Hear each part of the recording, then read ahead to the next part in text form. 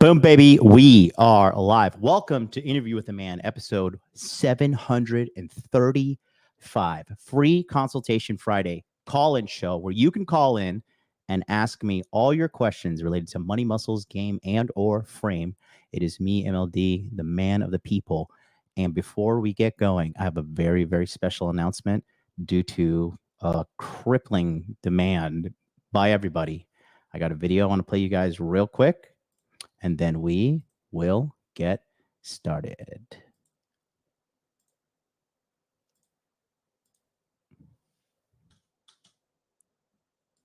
Hey guys, what's up? It's me, MLD, and I'm back today with a special message for you. But before I get going, I just want to ask you one quick question. Are you ready for a massive change in your life? Right now, looking at the state of the world, I'm happy to say that we are making progress. I believe that we are winning the culture war, and I do believe that there are greener pastures ahead, despite all of the propaganda that is designed to make you feel disenfranchised and, quite frankly, black-pilled. The elites and the people who are controlling the world are absolutely losing ground to men like us who desire a quality life, to be free, and to have choice in our dating, relationships, financial success, and so much more. And I want to make the opportunity available for you to get your piece of the pie. And that's why I'm here to talk to you once again about the Masculine Empowerment Network. Starting on August 1st, we are beginning enrollment for the 2024 calendar year. And this is my personal community that is dedicated to elevating your life in the four aspects that I believe are the most important for men: money, muscles, game, and frame.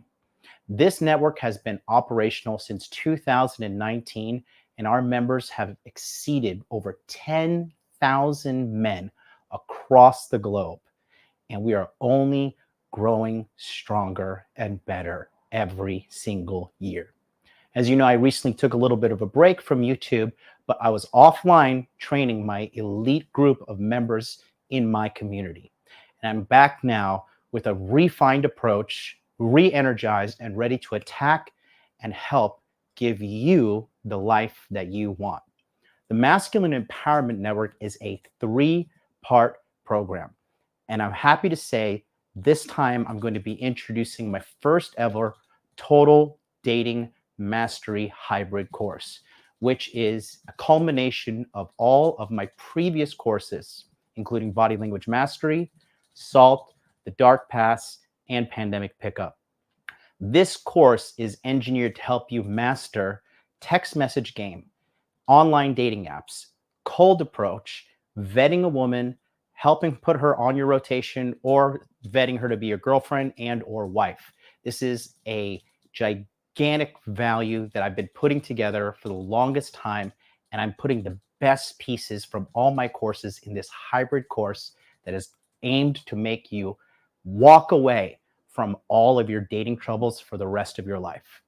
The second part of the Masculine Empowerment Network is our live webinar training. Starting on August 12th, we will be engaging in 20 webinars, which each have no time limit, which is going to be led by me and my team of men from the Masculine Empowerment Network, talking to you about the core fundamentals of money, muscles, game, and frame to help you maximize your potential as a man, so you no longer have to feel defeated, depressed, alone, unworthy, and plagued with tons of negative thoughts. These will be starting at 9 p.m. Eastern and 9 a.m. Eastern every single day, Monday to Friday, from August 12th to August 23rd. If you can't attend them live, that's okay, because they're going to be recorded and you'll be able to watch them for the rest of your life. In addition to that, after every session, we have an open Q&A panel, which allows you to directly ask your question to the leader who is speaking that day in his area of excellence, whether it's money, muscles, game, or frame. Every man will get his questions answered, and no man will be left behind. In addition to that is our Masculine Empowerment Network Telegram chat. This is where you will be able to network with other high-value men around the world in order to grow your personal power as well as the other members of the group.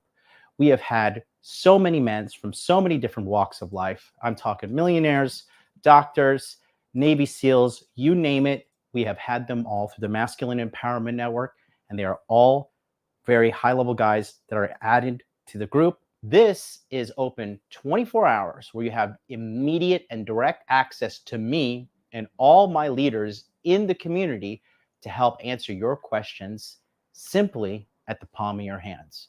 If you have problems with your text message game, send a text message screenshot. We'll look at it and we'll tell you what to do. You want to look good for your next photo shoot? Send us the outfits. Try them on. We'll tell you if you look good. We'll tell you if you look bad. Are you feeling down, depressed, feeling worthless, feeling like you have just endless anxiety? Talk to us. We'll get you through it. That's what we've been doing since 2019, and we're only getting better as the years go on. It's a group of positive men that are all unified under one cause, and that is getting better at our lives and maximizing our approach to self-improvement. This will be available immediately as well. So as soon as you sign up, you're going to have a link, click on that, and you're in there. The third part of the Masculine Empowerment Network is our Masculine Empowerment Network database. Since 2019, we have recorded every single webinar we have ever done with all the big names across the masculine self-improvement space. And if you miss a webinar, it's okay because it's going to be put on that database. And in addition to that, you're going to have access to 4 complete years of training to catch you up and really have your own personal positive feed of masculine self-development where you can watch and see other men just like you on their masculine journey of self-improvement to help you feel like you're not alone and to answer all of your questions directly. With those 3 parts, that is what we are putting together with the Masculine Empowerment Network. However, I do have a bonus for you. For the first time ever, I am proud to announce that if you sign up for the Masculine Empowerment Network, you will be allowed to attend the Hawaii Masculine Empowerment Network Retreat. This will be only available to men who have joined the community, and we are going to be having a self-development live live-in training seminar in Honolulu, Hawaii, and it's going to be so amazing. As you know, we just did so many live events in Tokyo, Manila, and Orlando, Florida, and I really, truly believe that the power of us coming together and uniting and networking and learning and growing together is the most powerful asset you can ever have in the entire world. Join us, join our brotherhood, and know that we will not judge you. We will not put you down. We are all coming together to lift each other up and ascend to new heights as we march forward into what I believe to be a very, very bright future.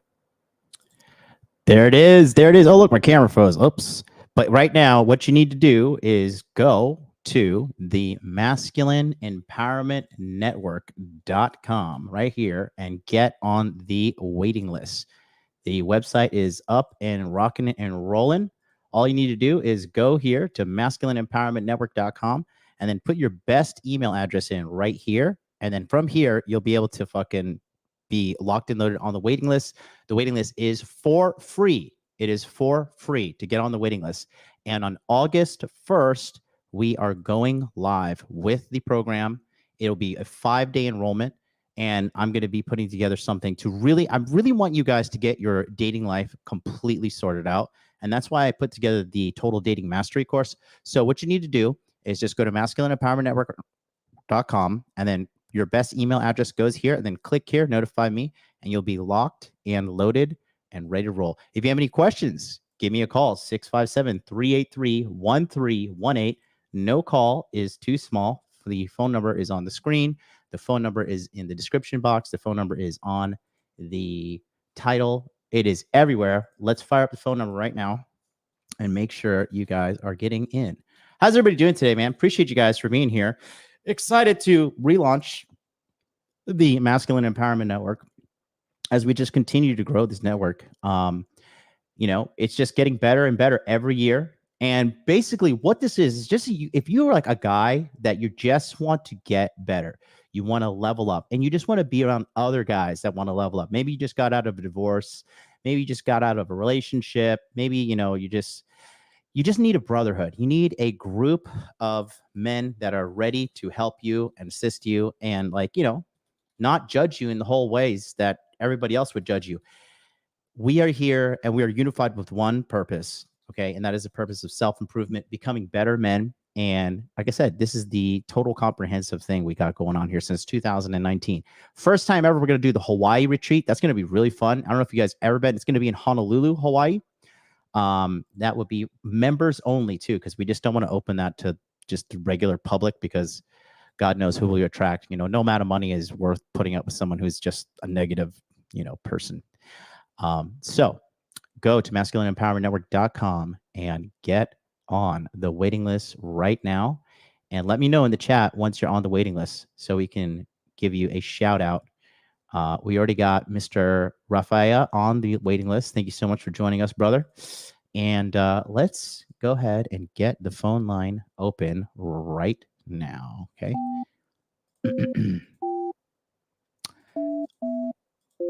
It is a beautiful day here in Tokyo. It is Saturday morning. I know it is Friday night for the majority of you, but we are excited to have you guys here. Welcome to Blog Talk Radio. Please enter your host PIN. When finished, press the pound key.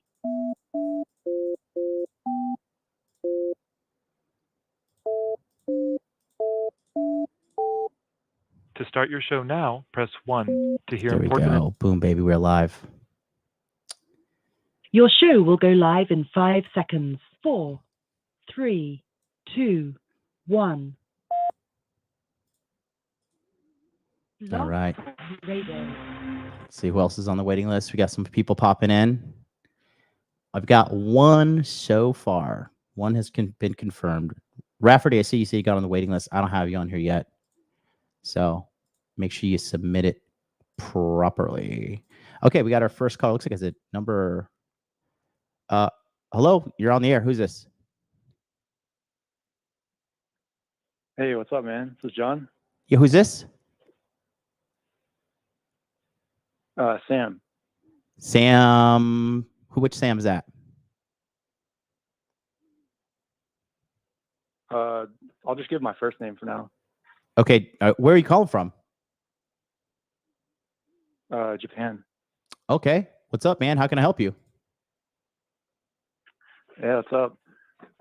Yeah, first off, just want to say, like, dude, love your content, especially everything you've done this week. It's been really great.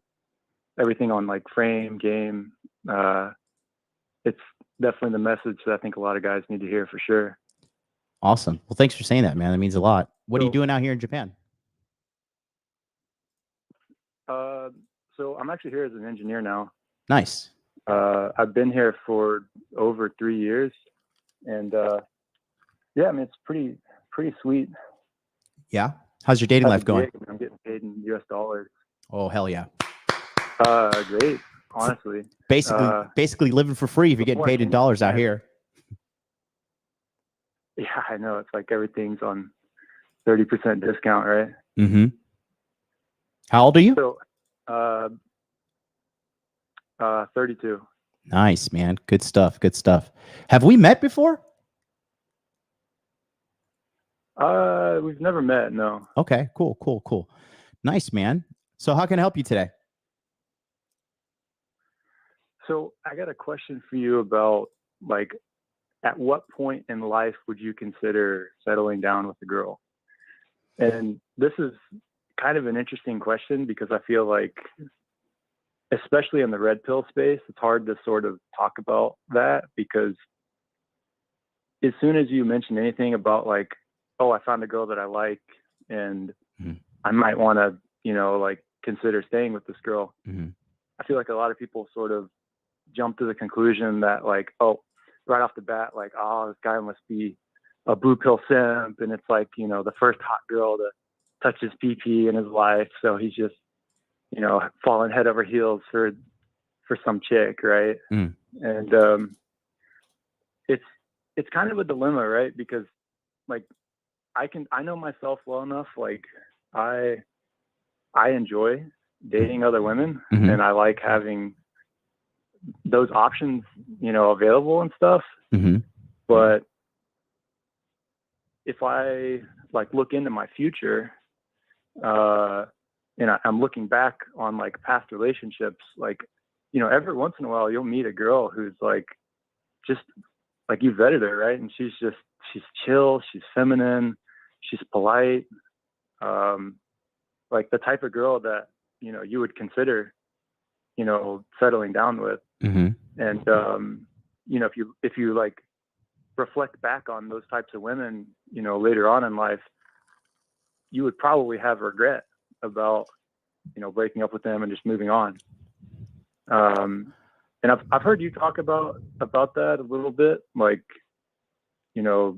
not just being like single for the rest of your life, Mm-hmm. I mean, obviously at 32, I've still got plenty of room ahead of me, but like, what are your thoughts on like settling down with a girl? Like, how would you go about doing that even?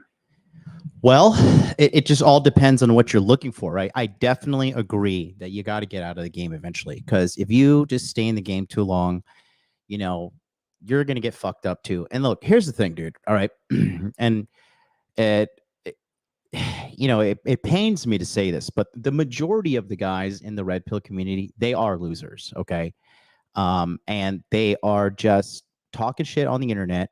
And the reality is, a lot of these guys are subscribed to OnlyFans girls. They are out here not really getting quality relationships with quality women. And it's because they refuse to do the work. They refuse to do, put it in the daily work, money, muscles, game frame. And so they have a jaded perspective of life, because if they were getting tons and tons and tons of girls, and they knew how to lead a woman, that's the biggest thing. Getting a woman in a bed is easy as possible. It's so fucking, it's child's play, right? But leading a woman, guiding her and showing her, that you're going somewhere and she's agreeing with you and she's in your frame right now, right? That is a skill set that most guys do not have. So it is up to you. Why, at this point in your life, right? Why do you feel like you want to settle down? And I'm not questioning you to be like, whoa, you're bad for wanting to settle down, but I want to understand from your side of things. Yeah. So a little bit about, I feel like I have to give some background on myself to sort of answer that. So, Yeah. Like I said, I've been in Japan for like 3 years, right? Mhm. I've dated over like 50 girls here. I'd say 90% are Japanese. Mhm. Maybe the other kind of a mix between, I don't know, Vietnamese, Thai girls, Malaysian girls that live here in Japan. Mhm. And How do you like source the girls? mainly dating apps. Okay, good. Are you on Basically, Bumble or Tinder or I'll what? go on to dating apps, and Bumble and Tinder kind of suck in Japan, to be honest. No, they don't. Bumble is, bro. I I've actually clean found up. a few other Japanese apps. If you can speak just a little bit of Japanese, Mhm. it goes a long way. Listen, let me just correct you there, bro. Like honestly, Let me just correct you real quick. yeah. What's up? If you play your cards right, and you probably you're blunted in the algorithm, but dude, every time I do my little thing that I do with my Bumble, I get like 150 plus matches every round. Really? Wow. What are you using? You're using outside of Tokyo. No, they're all in Tokyo, bro. Are you I don't using? know. Bumble hasn't really worked as well for me. Are you using pairs, or what are you using? Tapple? Yeah, I've used pairs before. Mm-hmm. I've used Tapple before too. Tapple's kind of meh. Okay. What's the good one for you? The dining one? The Dine Me? What is that? What what I'm talking about? Pairs is probably the best. Okay. I've had the best results on there. Nice. And it's 100% Japanese, and it's a little bit harder to get set up with, but like you get used to it after a while. Okay. But yeah, I mean, I go through waves. Like I've dated girls here for like 2 years.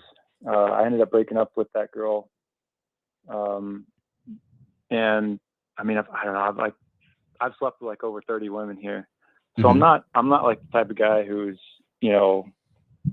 has this like scarcity mindset. Mm-hmm. But I mean, like I kind of go through waves, right? Like I'll source a bunch of girls and then, you know, get their line. Mm-hmm. We'll go meet up. Usually I'll do like whatever girls, like I don't even get a girl's line unless I know that she's like interested in me, right? Mm. That's like number one thing. And then once she's interested, I'll set up a date to meet.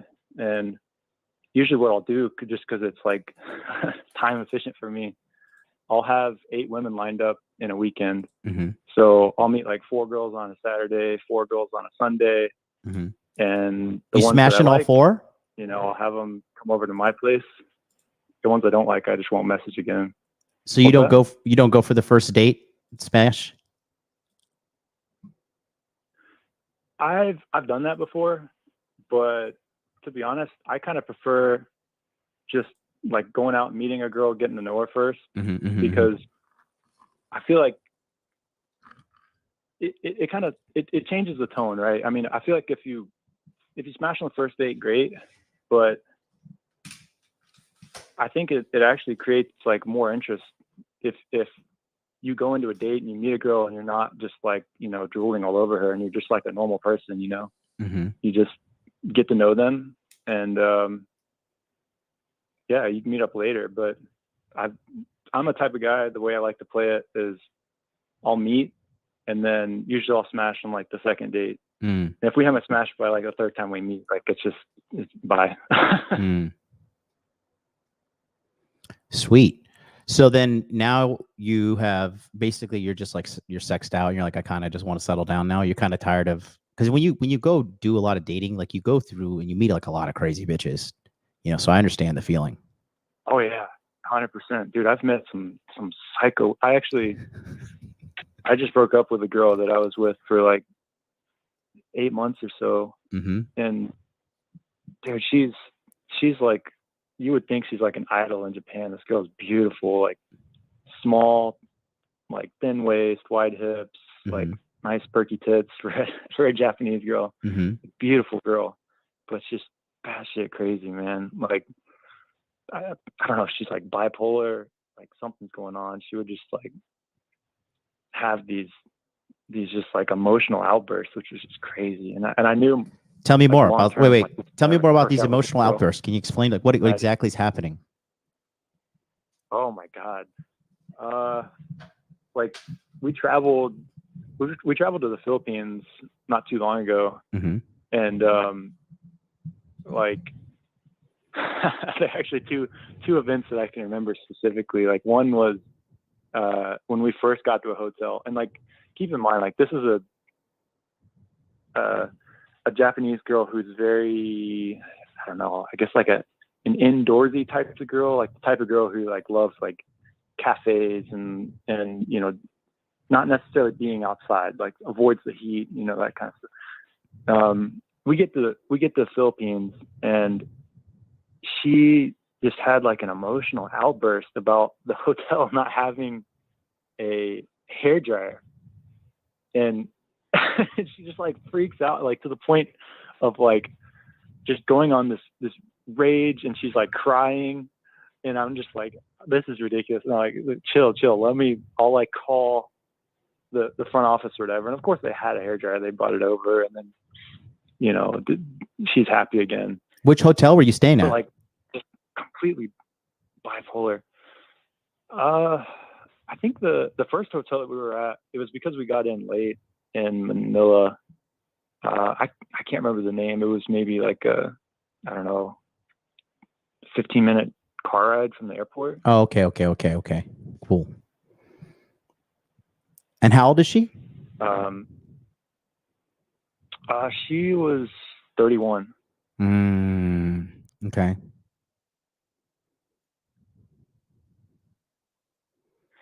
Yeah, I actually broke up with her about a month ago. I didn't see it working out long term. Like, and I just got to the point where it's just like, yeah, I can't do this anymore. But I've got a girl now that I've been dating for a while, and she's like definitely like she's in my frame. She's like a very polite woman. I've never had any kind of like craziness.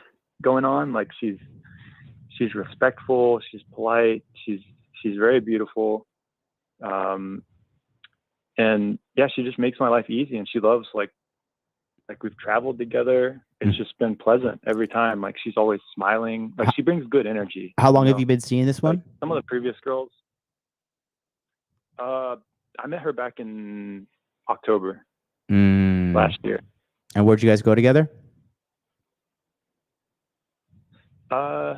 We went to different parts in Japan, like Hokkaido, Sendai, different cities. And I have a motorcycle here, so we'll go out like riding and just kind of go out to some mountain areas and just enjoy that. And she's a girl you got from dating app too? Yeah. You don't do Nampa? I don't do Nampa, no. Hmm. I feel like, I don't know, man. And in Japan, like you know how Japanese women are. They're kind of not. I feel like you have to build rapport. Like if you're just some random dude on the street walking up, trying to get a girl's attention, like they right off the bat, they're just kind of like not necessarily. First of all, Japanese people don't really like, strangers, right? Even the language they use is like, creates a distance between you. Mm-hmm. And yeah, I just don't prefer it. For me, it's so much easier to just source a girl on dating app, and like I'll know whether she's genuinely interested in me or not, just based on like how quickly she's responding and what she's saying, and like, especially when I meet them, right? Like I'll know like if they're into me or not, and that's really what I look for. And that's just, it's so much easier to just go and date women that are like already interested in you.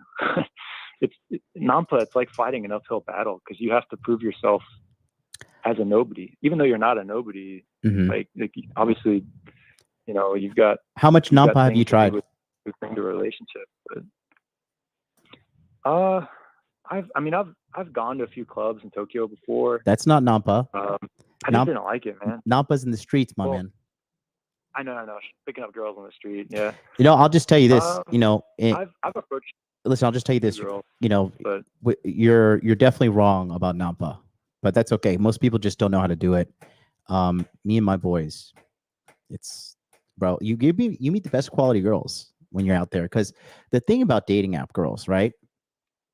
This one that you got now, has she ever had any, like, has she ever come out of pocket or done anything wrong so far?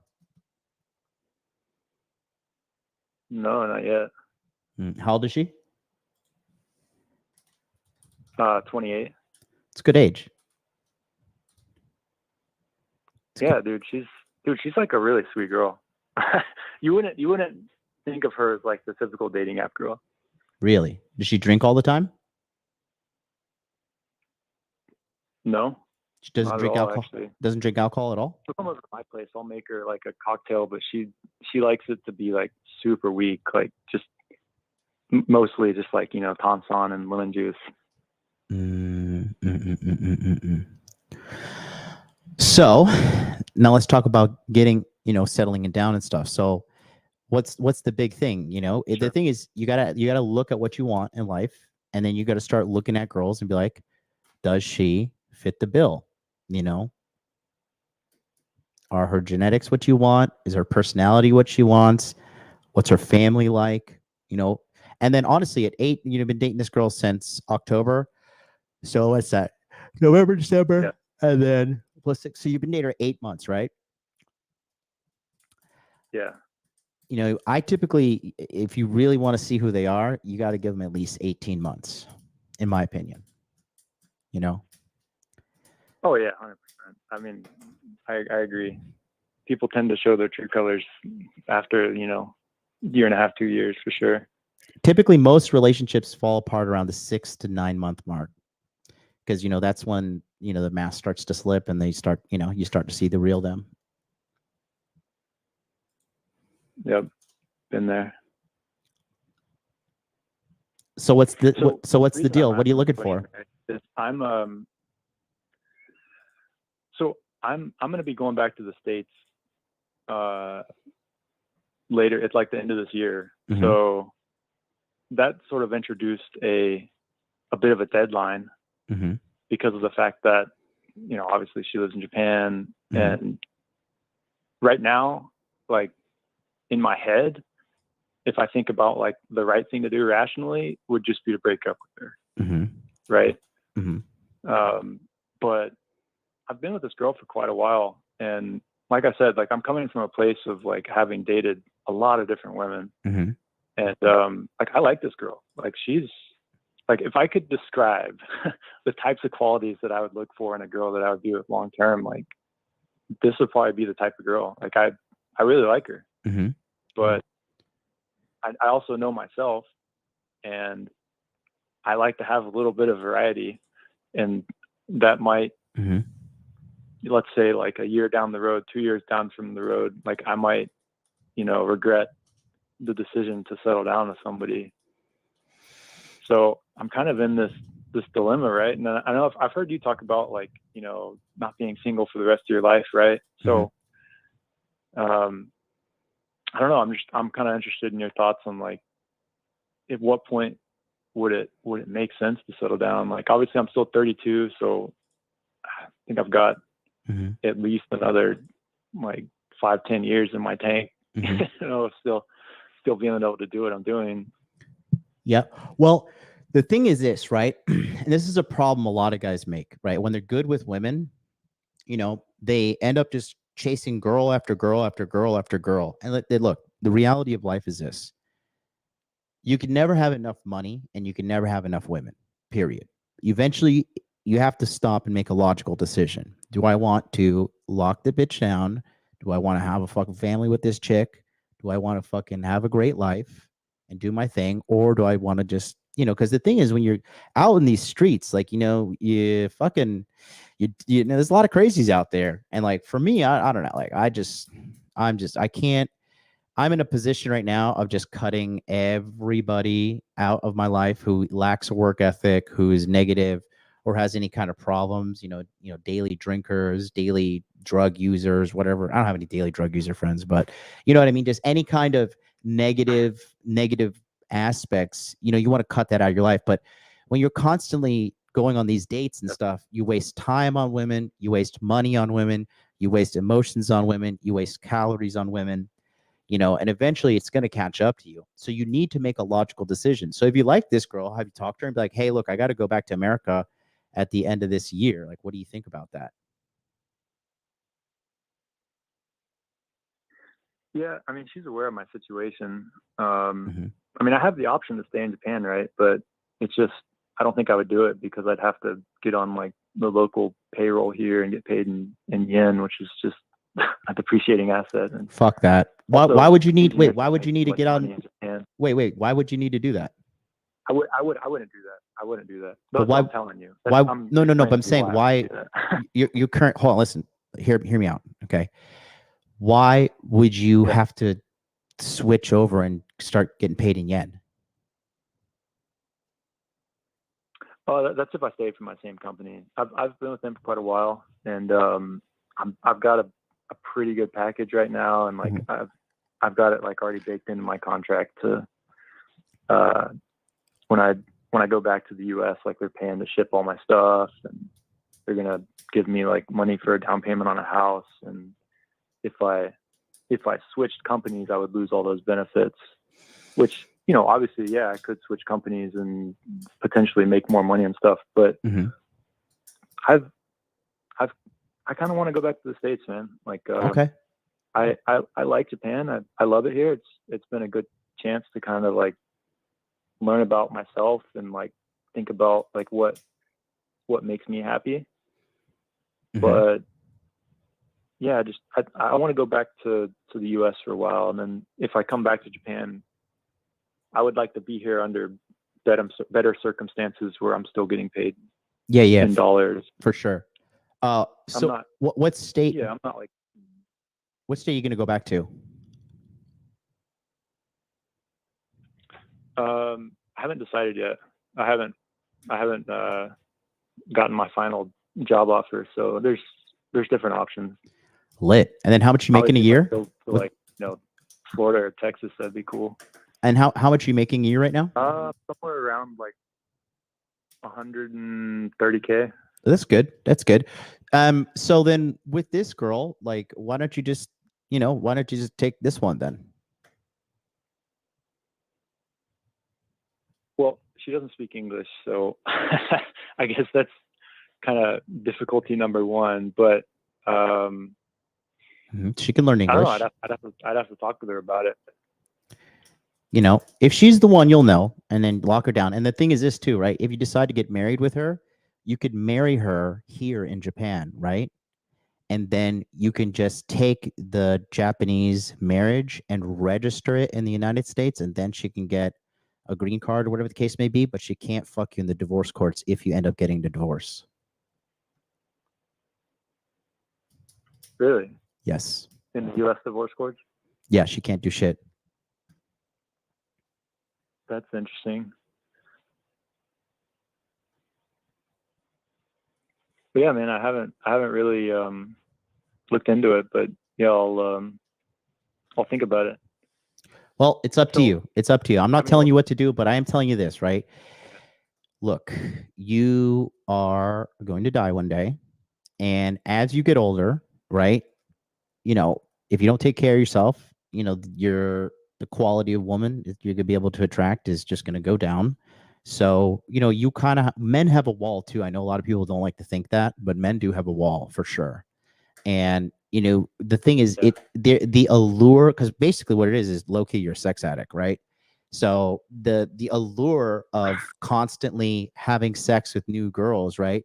Yeah, you can keep on having sex with new girl and new girl and new girl and new girl, but eventually, like, it's not going to be. I don't think it's a good thing for guys. Like, you go out there, you womanize, you have your fun, but then eventually, if you want to settle down, Yeah. I just think it's better for a guy to get out the game. Staying in the game forever is not a good thing. You got to get out.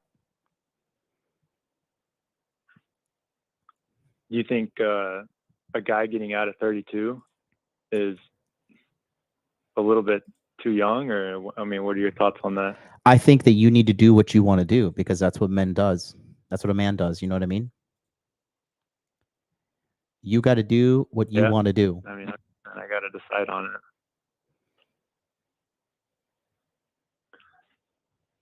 Got it. But yeah, I'll have to put in some thought. But yeah, I just wanted to get your take, so appreciate it. Yeah, man, it was nice talking with you, buddy. Hit me up if you need help. Book a consult. Join my monthly coaching. Call back next Friday. I'll be here for you. Cool, man. All right. All right. Yeah, keep doing what you're doing. I think you're a good dude, man. Just yeah, appreciate all the advice you've been dropping online, and yeah, keep it up. Thank you very much, Sam. Have a good one. Peace out. All right. Yeah. All right, we got a next caller, 210. 210, you are on the air. What is up? You hear me? I can hear you. Oh, okay. I just have a quick question. Very simple. Mhm. So currently, right now, I'm doing like around 2 dates monthly, so like two different gals, Mhm. and I want to up that to do like around like 10. Mhm. And I was thinking, and where I'm from, I'm a real estate agent, Mhm. and I know that if I want to make sales, I need a good template, right? Mhm. So I was thinking, okay, if I want to improve my dating, Mhm. I need to improve my game, right? Mhm. So I started thinking, okay, I need to start building a game template. Mhm. So, for example, like scenarios and things that I could say, and try different things to see like the reactions. And I was wondering, how would you create that template? Did you watch my episode that I did this last week called Learn Game? I haven't seen that one. I've seen the frame one, but I haven't seen the game. Okay, so I actually literally draw out an entire template. It's a 2-hour long video, but it's literally everything you need to know. But I'll tell you right Okay. now, you say you're getting 2 dates a month. How are you sourcing these women? How are you getting 2 dates a month? So usually school, or if I see some cute girl on the streets, I just say, hey, hi, just make a quick conversation, ask for phone number, and then I just ask them out and just go on a date, just like regular things, you know. Good man. I don't do like through online. Good man. So just in person. Hey, how you doing? Just like that. So then why don't you just talk to more girls? Well, that's what I'm planning, but I know that, for example, right, I can be talking to more girls, but that doesn't mean I'm gonna be closing more. So I'm thinking, right? Yeah, it does. Uh, Whoa, whoa, whoa, whoa, whoa, whoa, whoa, whoa, whoa, whoa, whoa, whoa, whoa. Time out. How old are you, brother? hold on me. Yes. Oh, 20. Oh, good. Hey, that's good. You're 20 years old. That's great. Where are you located in the world, my friend? Oh, Texas. Nice. Best state in the world. And are you Mexican of Mexican heritage? Yes. Sweet. I heard that accent. Yeah, I heard it. That's why I wanted to ask you. No, it's great. So, okay, what should I call you, bro? What was it again? What should I call you? What's your name? Oh, Kevin. Kevin. Great. Okay. So, Kevin, here's the deal. You just told me that if you talk to more girls, you're not necessarily going to get more dates. So that's absolutely fundamentally incorrect. Okay. You said you're a real estate agent, right? Yeah. Well, I'm a real estate agent, and I'm studying for aerospace engineer. Great. So let's just talk about the real estate agent stuff. Okay. You ever do cold calling? Okay. Sometimes, but I prefer just to like do close relationships, Mm-hmm. like close friends, family members, and all that good stuff. Okay, so you're kind of doing social circle for sourcing your leads to close in the real estate game? Yes, sir. Okay, so all right, well, I've done tons of cold calls. I used to work as a telemarketer, and I tell you what, it is everything is a numbers game. And if you watch my video that says right here, learn game, you watch that video, right? I talk about if you want to meet more women, you just have to up your numbers. You know, this 2 dates a month from cold approach. I mean, it's good, but I mean, I could go out today and go 2 dates in the streets of Tokyo, right? Insta dates too. I could fucking go out there and talk a girl to go having a coffee with me. So it's you just need more output because looks like I mean, the fact that you're cold approaching is phenomenal. It's phenomenal because the 99% of guys never do cold approach. They are complete cowards when it comes to talking to women. 99% of guys are afraid of women. 99% of guys are afraid to walk up a woman on the street and say like, oh, hey, listen, I just saw you here. I want to introduce myself. You know, that, I mean, cold approach is the oldest school way to go get girls. So you're already doing the hardest thing.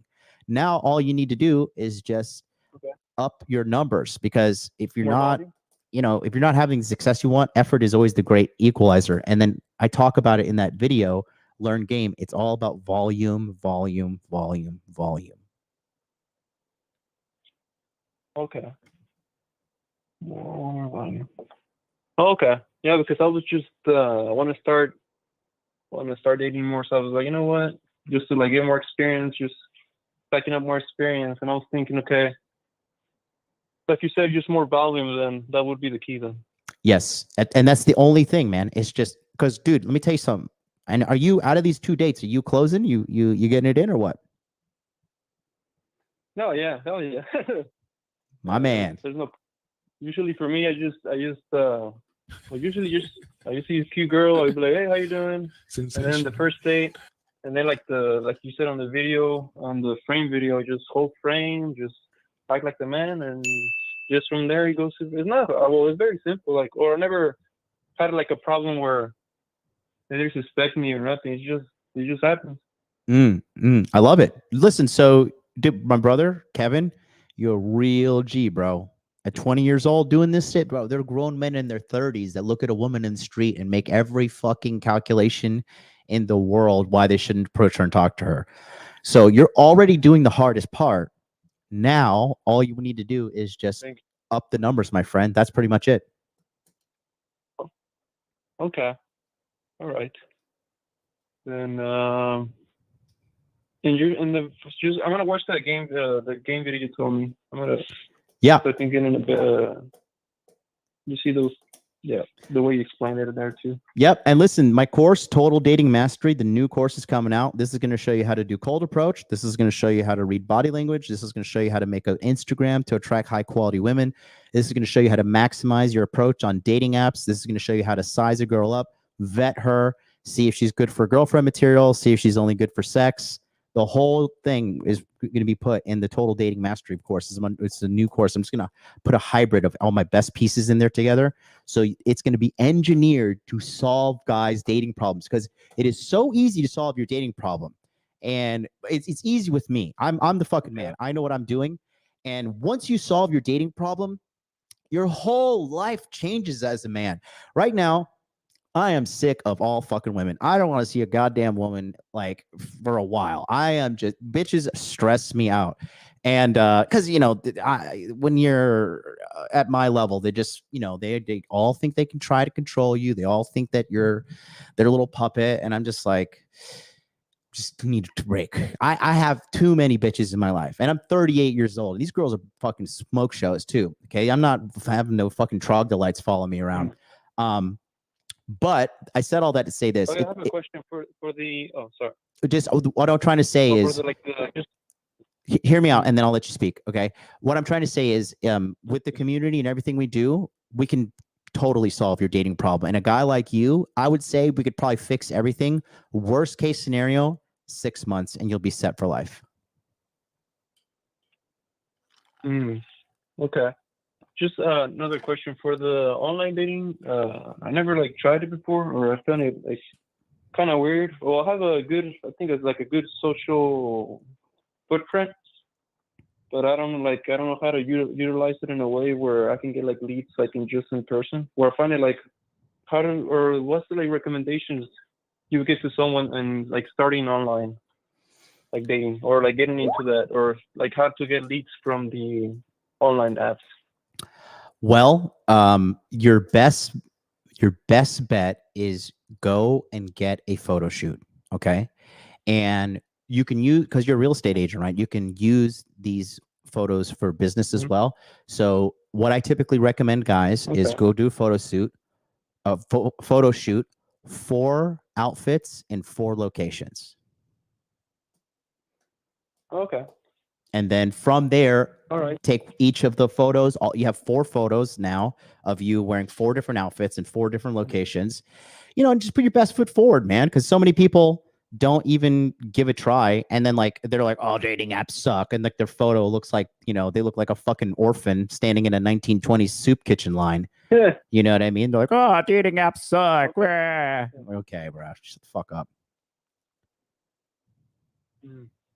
All right, then I just needed to ask something. Just more volume and watch that the video you told me. All right, yeah, I just needed to ask that. Yeah, man. That's just right there. That's the answer. It's pretty simple too. It's not that hard of a thing to do, you know. But just make sure you want to get on it as soon as possible. Okay. All right, sir. All right, buddy. We talk soon. Thank you very much. You're welcome. Hey, Kevin, you're doing the hardest thing, man. So be proud of yourself. Oh, for you said like the network, just log into there and just press. Is there like a Telegram group or? So yeah, it's a Telegram group. It's a course, and it's live Zoom trainings, and then you have the ability to get a ticket to come to the Hawaii retreat as well. All here. Go to masculineempowermentnetwork.com, and then just put your best email address in there on the screen, and you'll be locked and loaded, my man. All right, then. I'll see you around, and thank you, sir. Have a nice day. You're welcome. You're doing the hardest part, man. So congratulations. Have a good one. Yeah, this is the website right here, guys. So we got a countdown. We're going live August 1st. So we're 26 days away. You don't want to miss out on this bad boy. Put your best email address in right here, and then just click notify me, and you'll be locked and loaded. I'll be sending some emails out this time too, just kind of touch base with you guys. So if you have questions, reply to the email. I do the emails. I do pretty much everything now in-house. So, you know, I just like to make sure that the quality is where it belongs. So I just try to do everything myself. I'm a one-man army over here. So go ahead and shoot an email to me when I send out the first email Let's go to 740. 740, you're on the air. What is up? Hey, John. Hey. So, can I ask some advice? Yes. So, I'm actually 22 years old and still a virgin. So, this is the reason why. I actually grew up. I live in a very rural town in Ohio. Yeah. Hey, listen, buddy, before we I grew up in a continue, religious household. listen to me. Stop for a second. You're very, very muffled. I Right. really can't hear you.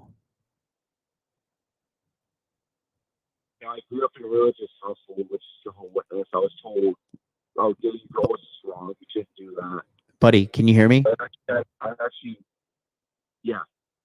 You're coming in real muffled. I don't know if you're using a headphone or a Bluetooth speaker or whatever, but I can't hear you that well.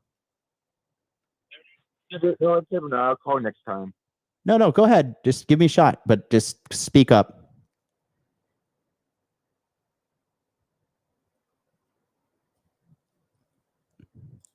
Or hang up. That works too. Okay, let's go to 779.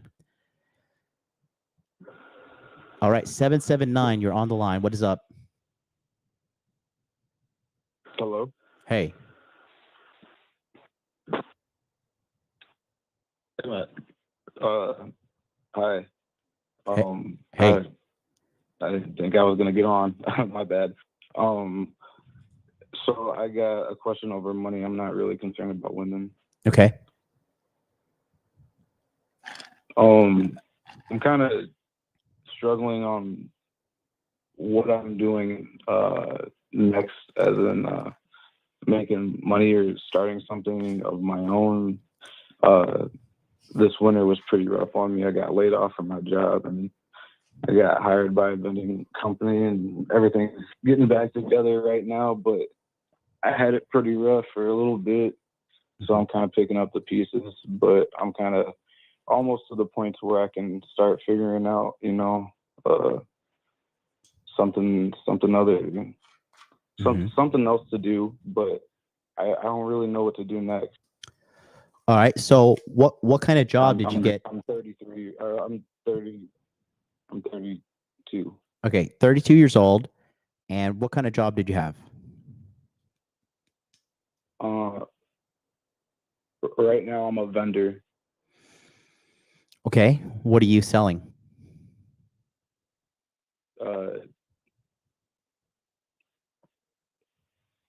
Chips. You're selling shit?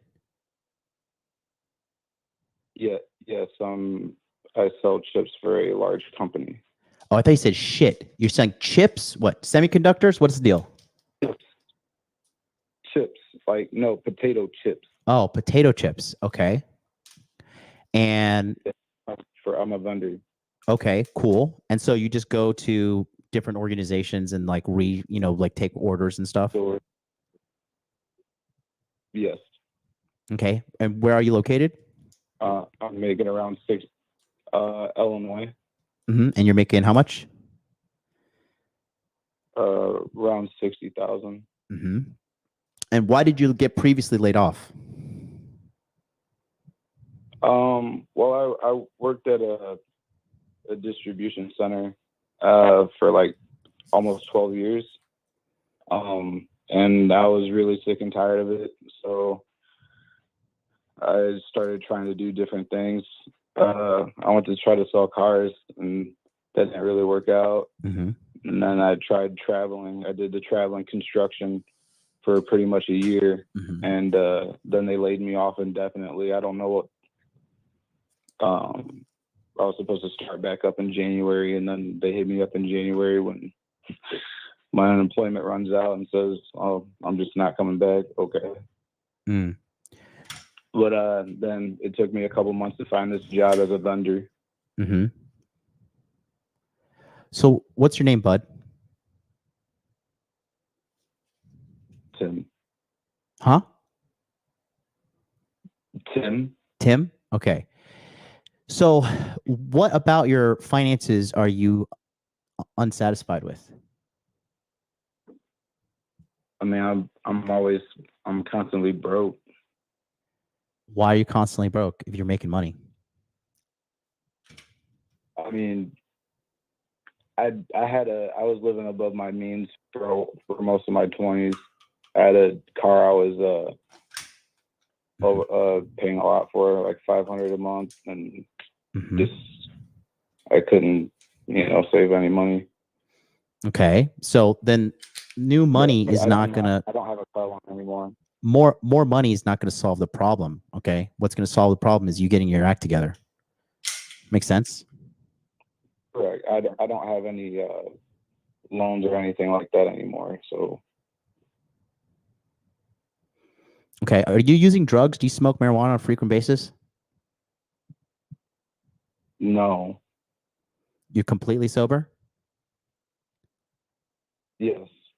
Are you lying to me? No. Okay. I'm kind of took a sleeping pill, and while I was waiting, because I have to be up at 3 a.m. But I didn't think when I answered the phone, remember I was kind of confused that I was even going to get on. I didn't think I was going to get on, but yeah. Is it you took an Ambien? No. This is like where you get from the store, like literally Walgreens. Oh, okay. Well, here's the deal. Do you have any formal education or anything along those lines? No, I don't. High school, I graduated. So, okay, here's the thing. You're kind of just floating through life aimlessly, it sounds to me. You're doing travel construction, and then, you're selling potato chips, and before, you were doing all the other shit.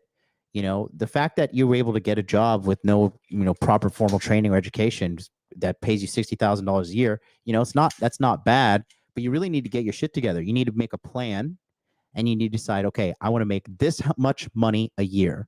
And then, okay, how can I make this much money? What careers provide that? What careers have projected job growth, right? And then from there, you start looking at the requirements, the education needed from those jobs, and you begin a kind of a process of elimination. Because, if you're 32 years old, man, you got to get the ball rolling, my friend. I know. So but listen, bro, you're in America, the richest country in the world, okay? There is so much money and opportunity in America, but the problem is people are just fucking fat, lazy, they don't work hard, and they're like, oh, America sucks, this economy sucks. No, you suck, okay? There is so much money to be made out there.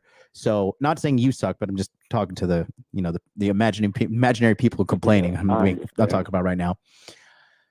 So the point I'm trying to make here for you is, you got to just have a concrete plan, because it sounds to me you're just kind of, living day to day. You need a real plan. If you have no plan, you're going to work for somebody who does. Okay? You need a plan, my friend. Yeah. You're right. I really don't have one. That's why I'm trying to call you. Yeah. To figure something out. Well, listen, we have the Masculine Empowerment Network coming on August. If you want quicker help, this Sunday, we're doing our coaching call for the monthly coaching group that I have. I can help you out with that. We can knock things out the park for you, and we can help you get pointed in the right direction. We've employed so many people in the Masculine Empowerment Network and in the monthly coaching. And if you're already making some money now, we could sit down. What I typically do is I have you fill out a questionnaire, and then after that, I like you guys to fill out a Google Calendar so I can see where your time is going. And then we find time on your schedule, and we start putting in activities in there that are going to get you what you want. In your situation, you want a better job, you want more money. We're going to talk about, okay, this is the education you need to get. This is what they're looking for. This is how you can get the education here. This is the timeline. This is the projected salaries. We get people educated to the point that we're getting them interviews. And then, I used to be a recruiter. I'm fucking phenomenal at negotiating more money for people. I've done it. I've been doing this since, 2017, doing that, and then transferring over to the business in 2018. So, the whole package is there. So don't get blackpilled. Don't get fucking desperate. Don't fall into a pit of despair. You know what I mean? About your life and shit. You're in America. You're fucking young.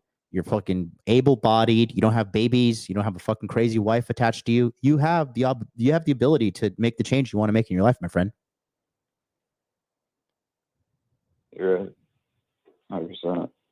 And yeah, I've been making a lot of changes in my life right now. I've been going to the gym consistently now that, I'm able to. And, I went back to church and, I've been trying to, keep on a narrow path, Yeah. It's just, I got to figure out a career path to pursue.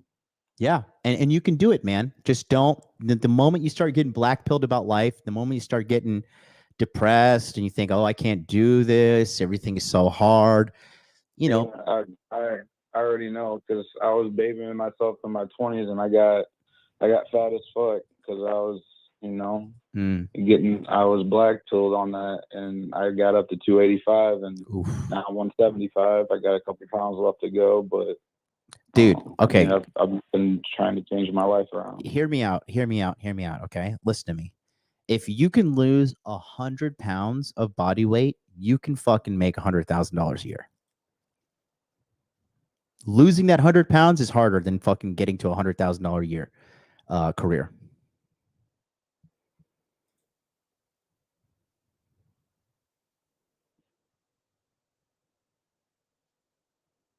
I think so. I mean, that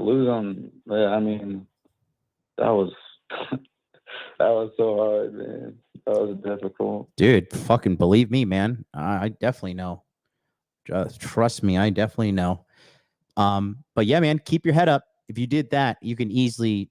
I mean, dude, you're still young in the grand scheme of things, So if you're able-bodied, taking care of yourself, it's only a matter of time before you turn this thing around. You just need to make a dedicated plan and have a course of action that you want for your life to execute upon. All right. Thank you, man. Appreciate it. You're welcome. It's very true. All right, man. Have a good day. Go get some sleep. All right. Thank you. You're welcome. Peace out. All right. Jada, call me. I see you there. And then the phone line is completely open now. So 657-383-1318. The line is now open. Let's see. So Jason says, great job on the weight loss. You know it, right? That's so hard to do. Wraith is in the house. Wraith says, start developing a life plan and statement. Absolutely. A frame statement is the way to go. It's the way to go. Yeah, if you guys want to join in monthly coaching, we're going live this Sunday. Take a quick look here on what we got rocking and rolling. And call me in the meantime. Hey guys, thanks so much for watching today's episode. We're going to get right back to that, but I want to tell you about a new coaching program that I have called the Money Muscles Game Monthly. What this is a coaching program dedicated to helping you get your dating and money right as soon as possible. If you want more women in your life and you want more money in your life, this is the coaching program for you. It's a very simple program. On the second and fourth Sunday of every month, we start a live group coaching session on Zoom at 9 p.m. Eastern Standard Time. This allows you to network with other men on the same journey of self-improvement as you. It provides access to millionaire mindset training from me and a group that will keep you accountable throughout the year. If you're having trouble with your dating life, girls are flaking, you're not getting matches on apps, you're not being able to keep girls around, I can help you with that. If you're not happy with your job, you're not happy with your career, you're not happy with the promotions you're getting or the direction of your skill set in general when it comes to money, I can help you. I have taken myself from poverty to the upper echelons of financial success. I can do the same thing for you. In addition to that, you get access to a Telegram chat, so you have direct access to all members, and you guys can kind of keep tabs on what's happening in regards to advancing yourself in dating and also advancing yourself in financial aspects of life. The Telegram chat is going to be highly moderated, so there's not going to be a lot of nonsense being put in there, spam, complaining, none of that. We don't have time for that, okay? Especially if you want to get to the top levels of success. We have no time for complainers, okay? So the chat is going to be highly moderated, okay? And then finally, I want to let you know that this is limited to only 100 people. After 100 people, the group will be closed and there's going to be no more room for access, okay? So this is only $150 a month, and you can sign up by going to modernlifedating.com/monthly. This sold out last year at 150 members, so we're actually reducing it because I just can't give myself away to people so much. I'm getting busier, but if you want this premium access to me, go to modernlifedating.com/monthly. Sign up today. You're going to get an email sending you the Telegram link to join, and then the Zoom links will be sent out through Telegram so everybody is alerted in a timely manner. Thanks so much, and let's get back to today's video. All right. Monthly coaching, come on down. Hey, I saw something that really we got to talk about. Realism Mod Enjoyer says, I'm here mostly for the money. I know once I get money, women will come. Uh-oh. Listen, brother, that is haram. No, sir. Listen, if you want to lead with your wallet, you are going to attract predators. Let me tell you something, guys, okay? Let me tell you something as a rich man, okay? As a rich guy, there is a new breed of women that come after you when you're rich, okay? They just know, they know what your Rolex is. They know the Cartier. They know, they see all the shit. And these women are highly deceptive, highly calculating. They know how to play you like a fiddle, okay? That's why you got to learn game. You got to learn game and get girls while you're a fucking regular guy, because once you get to the higher levels, the game, bro, these chicks are going to smoke you. They're going to smoke you because their game is way higher. Because the reality is just because they just have more volume. When you're a beautiful woman, men approach you all the fucking time. They're in your DMs. They are fucking hitting you up on fucking Xbox Live. They're hitting you up on LinkedIn. They're walking up on you in the street. They're hitting you in the club. And they have so much practice to finesse guys. So when you say here, I'm here mostly for the money, that's good. I applaud you for that. But when you say, I know once I get money, women will come, that is a terrible, terrible, terrible mindset. That is going to be detrimental to your success down the road. How do you know? Because I got finessed. I got played by a fucking chick in 2021 that I thought she liked me for me, but she liked me for my fucking my corner penthouse, and all the fucking lavish lifestyle that I'd be living out here. Not anymore, though. I'm grateful for that Jezebel. She made me a better man. So be careful with that, my friend. Be careful with that. Okay, call me if you want to talk Realism Mob. Pick up the phone. We got 509 on the air here. 509, what's up? You're on the air. Hey, what's up, John? This is Rafferty. Can you hear me? Hey, what up, bro? Hey, so I got a quick question for you. So I'm currently on my way out to go sell hot dogs, but there's so my question is specifically related to money and my business. Mm-hmm. So I have an asset that's not really acting as an asset right now. I'm wondering if I should just liquidate it and call it good. What is the asset? Because it's another hot dog cart that's not being used because nobody else is able to. So the issue that I'm having, I have one of two problems that I got to face. One is I try to find someone that's trustworthy enough that it's not going to screw me over and is willing to pay rent on a cart, or I get rid of this cart. Well, the second cart that I have that aren't your plans to scale, bro? I've been looking at it, and it just honestly, for me, it doesn't make sense. As far as carts go, it doesn't make sense to scale. If I was in a building, it makes a lot more sense to scale, because there'd be a way less theft and way less. Because I tried working with a guy, ended up taking some money from me, canned him, not doing anything with that guy anymore.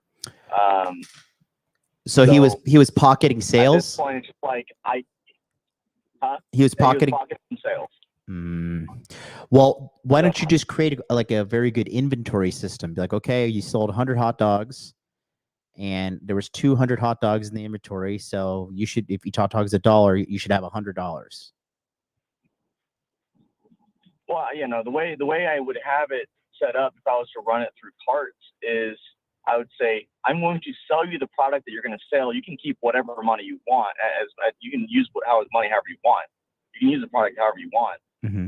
and then you rent. So I have two sources of income. One is the renting of the cart itself, and then the other thing is I'm selling them product, and then after that they can do whatever they want. If they want to shove the hot dogs up their ass, that's up to them. I don't care. Why don't I've already you? gotten paid. So here, okay, I'm gonna offer you just a different perspective, and you do whatever you want to do. Why don't you do this? Why don't you just treat it like a franchise, and instead of, people are shit, okay? And look, the world needs ditch diggers too. So go find somebody who is just okay with making, $14, $15 an hour, and you just pay them to do the hot dog duties, and they get $14, $15 an hour. And then you handle the inventory and all that stuff. The main issue with hiring someone to do that is I still have to go out and do pretty much all the heavy lifting, because the sales aspect of it is not the difficult part of the job. It's the taking the cart out, bringing it back to the commissary, washing the dishes, making sure everything's put away properly. I would need to hire someone that has a vehicle that can tow the cart that can tow the cart. So at that point, what I'm asking for is going to be a lot more valuable than $15 an hour. Because the people that have the capacity to actually tow something are probably making more money than $15 an hour already. Yeah, well then if you're not making money off of it, sell it. So, all right, yeah, no, that's kind of what I was thinking, but I figured I'd throw that at you. But I mean, yeah, definitely when I have like an actual brick and mortar building, expansion is going to be a lot easier, because then I have a way to actually secure everything. So, that's kind of where I'm at right now. Good. Well, I like it. I like it a lot. Sounds good. Liquidate it. All right. I appreciate it. Thank you, John. All right, buddy. Take care. Have a good day. Peace. That's Rafferty. He was the cook. We're going to be actually doing Monday. This is Monday. I don't know. So I'll be live streaming every day on the channel until August 1st. I took a huge break this year. I needed it, but I tell you something, the fucking channel definitely took a hit. Holy cow. Listen, thank you for watching me today. By the way, if you're here watching me right now, I don't care where you're watching me from. Let me see what we got here. We've got 10 people watching on X, 113 watching on my YouTube channel, and we got one person watching on Twitch, and then we got 12 people watching on Rumble. So listen, I want to thank every single one of you guys for watching, for being here. I know I took a hiatus. Personally, I just needed to take a hiatus. I was making some business connections offline. A lot of those guys you saw in the Tokyo Crypto Show Season 2, a lot of those guys I met. I flew out to Manila twice. I linked up with him, James B. He's out in Manila. And then I also linked up with fucking the man himself, Professor Joel Littman. The big dog, bro, the big dog himself. So we're growing the network offline too. And I was doing a lot of, coaching and stuff for everybody offline. But, the channel, it definitely, viewership did take a hit. People loved the Richard Cooper video yesterday. God, that's so funny. I wasn't even doing it to stir drama. I was just doing it to clear my name, because this guy's like a fucking jaded ex, man. I broke up with you 2 years ago, Rich. It's over. Stop talking about me, you weirdo. He's jealous because I went mega viral. Because all he wants is clout. All he wants is money. But can't get it if you're going to be an insincere douchebag. But hey, at least you got all that money, right? It'll help fill your empty soul. Phone lines are open, 657-383-1318. No call is too small. And the only stupid question that you can ask me is the one you don't ask. Okay, so come on down. We got 817 on the line. 817, what's up? Hey, what's going on, Coach? It's Anthony, Chief Rocker. Hey, buddy, how you doing? Pretty good. Hey, so I want your opinion on this. So I'm getting pretty much capped out with my trucking job, just working for FedEx, and I would like to bring in more money because I would like to get into shipping containers. One of the guys who works for a different contractor at FedEx, him and his person that he goes OTR over the road with, they split a shipping container that's actually in New York right now getting filled up with merchandise.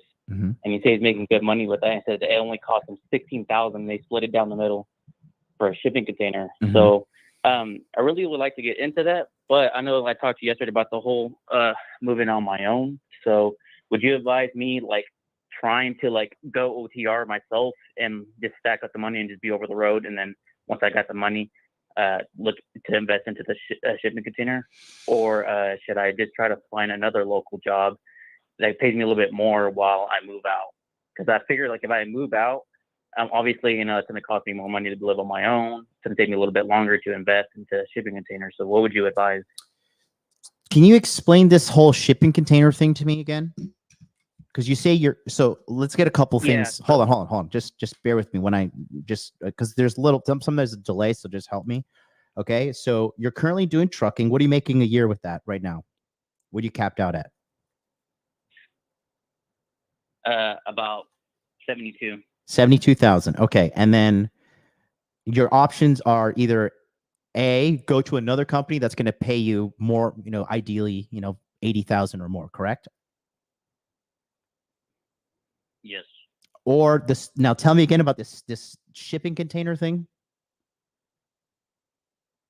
Yeah. So I was talking to one of the other contractors that works for FedEx, Mhm. and he explained to me about how him and his over the road buddy that he drives with, they just split down the middle. Sorry, on a what is shipping container. sorry.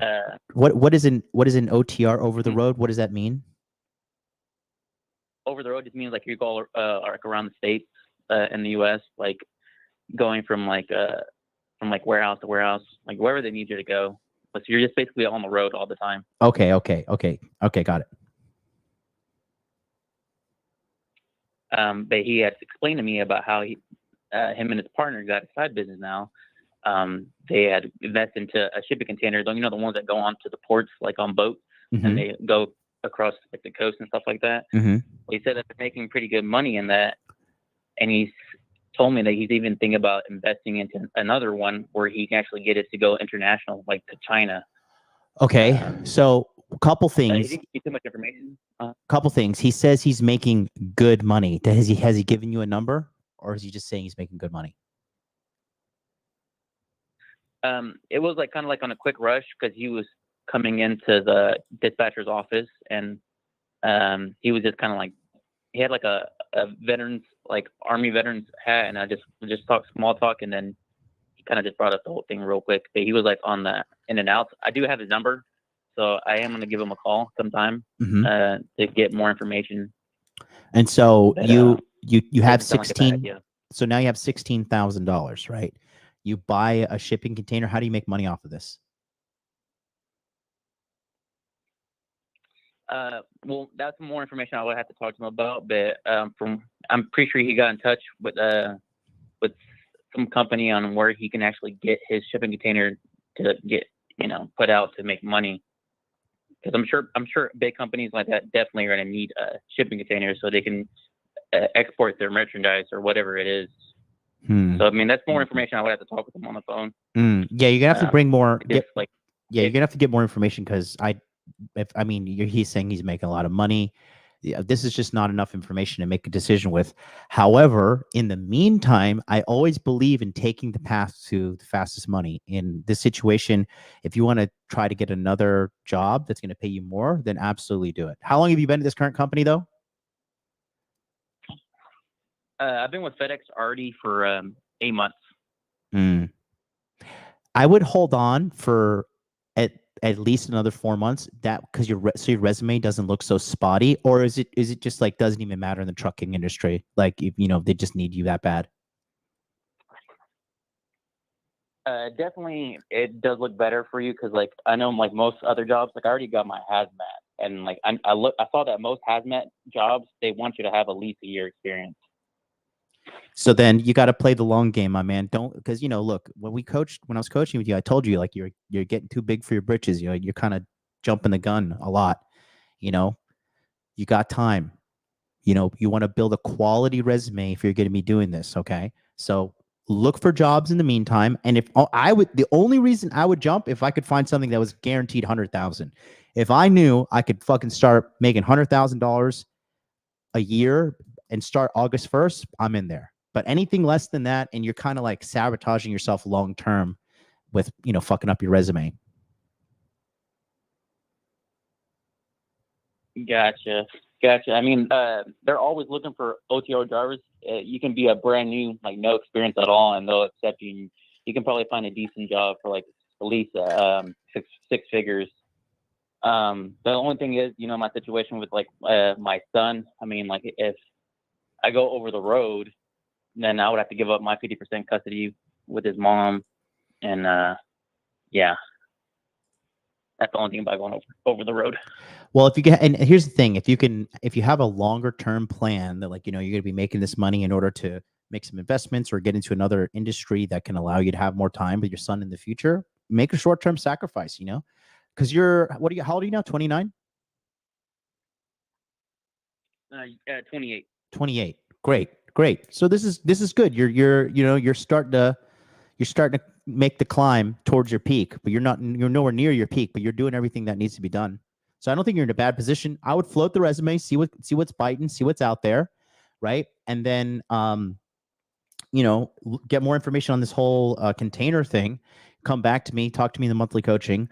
And then yeah, in the meantime, just ride this thing out for 4 months. I mean, dude, 4 months pass like no time. It's gonna be over before you know it. Right. Yeah, I mean, you brought up a good point about the whole making the short-term sacrifice.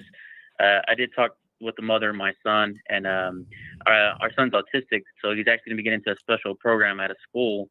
And his mom's been talking to me about, hey, I think it's best that our son stays with me during the week for school, so he doesn't hop back and forth, and like he can like be with you on the weekends. I think that's good too. Most OTR, yeah.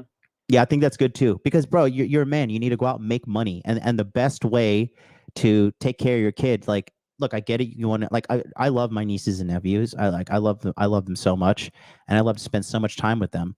But, you know, if it came between like me making money or I have to stay with them every day, but I make less money, I would rather make more money because I spoil the fuck out of these kids, and they, you know, they don't have to worry about anything. My brother knows, like, if there's any shit goes down, I'll pay for everything. I'll take care of the kids.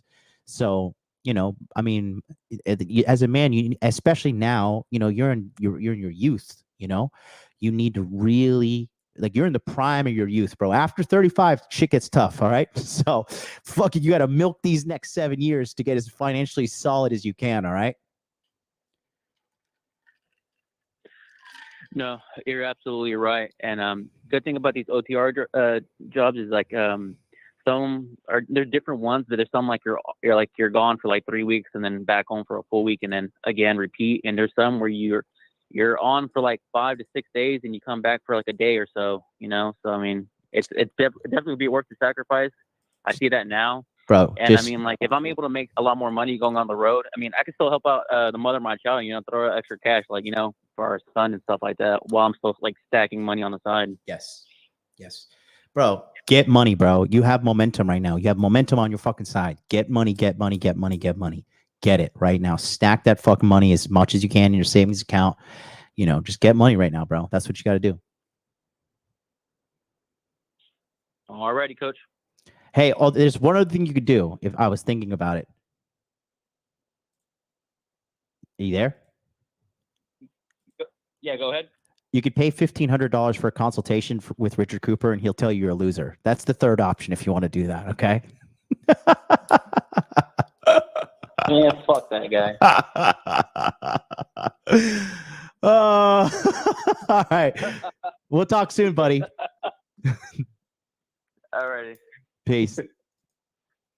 No, that guy is a member of Castle Club over at the Fresh and Fit Boys, and Richard did a fucking he did a like a Q&A after, and the guy was like, you know, he was asking me the same questions, like, how can I make more money in trucking and blah blah. He's like, trucking is a shit industry and you should get out of it. He gave him no advice, but he just was sure to just shit all over the fact that this guy was a trucker.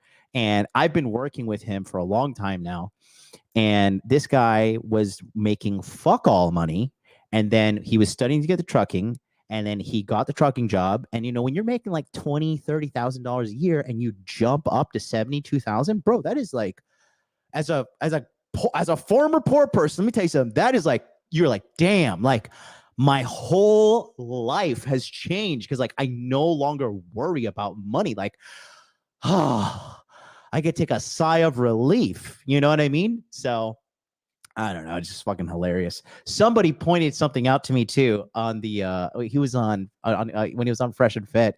He was like, they're like, oh well, we have our guest today, and blah blah blah. He's like, would you like to introduce yourself? And Rich is like, do I really need to introduce myself?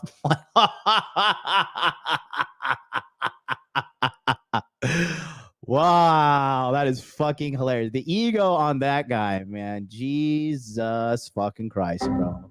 I can't even deal with that. Just it's my brain does when I hear that fucking idiot. Let's go to the phone lines. We got 765 on the line. 765, you're alive. What's up? Good evening, John. My name's Rob, and I had a question for you about I've kind of been struggling with binge eating lately, and I was wondering if you had any thoughts on how to kick that kind of bad habit. Why do you binge eat?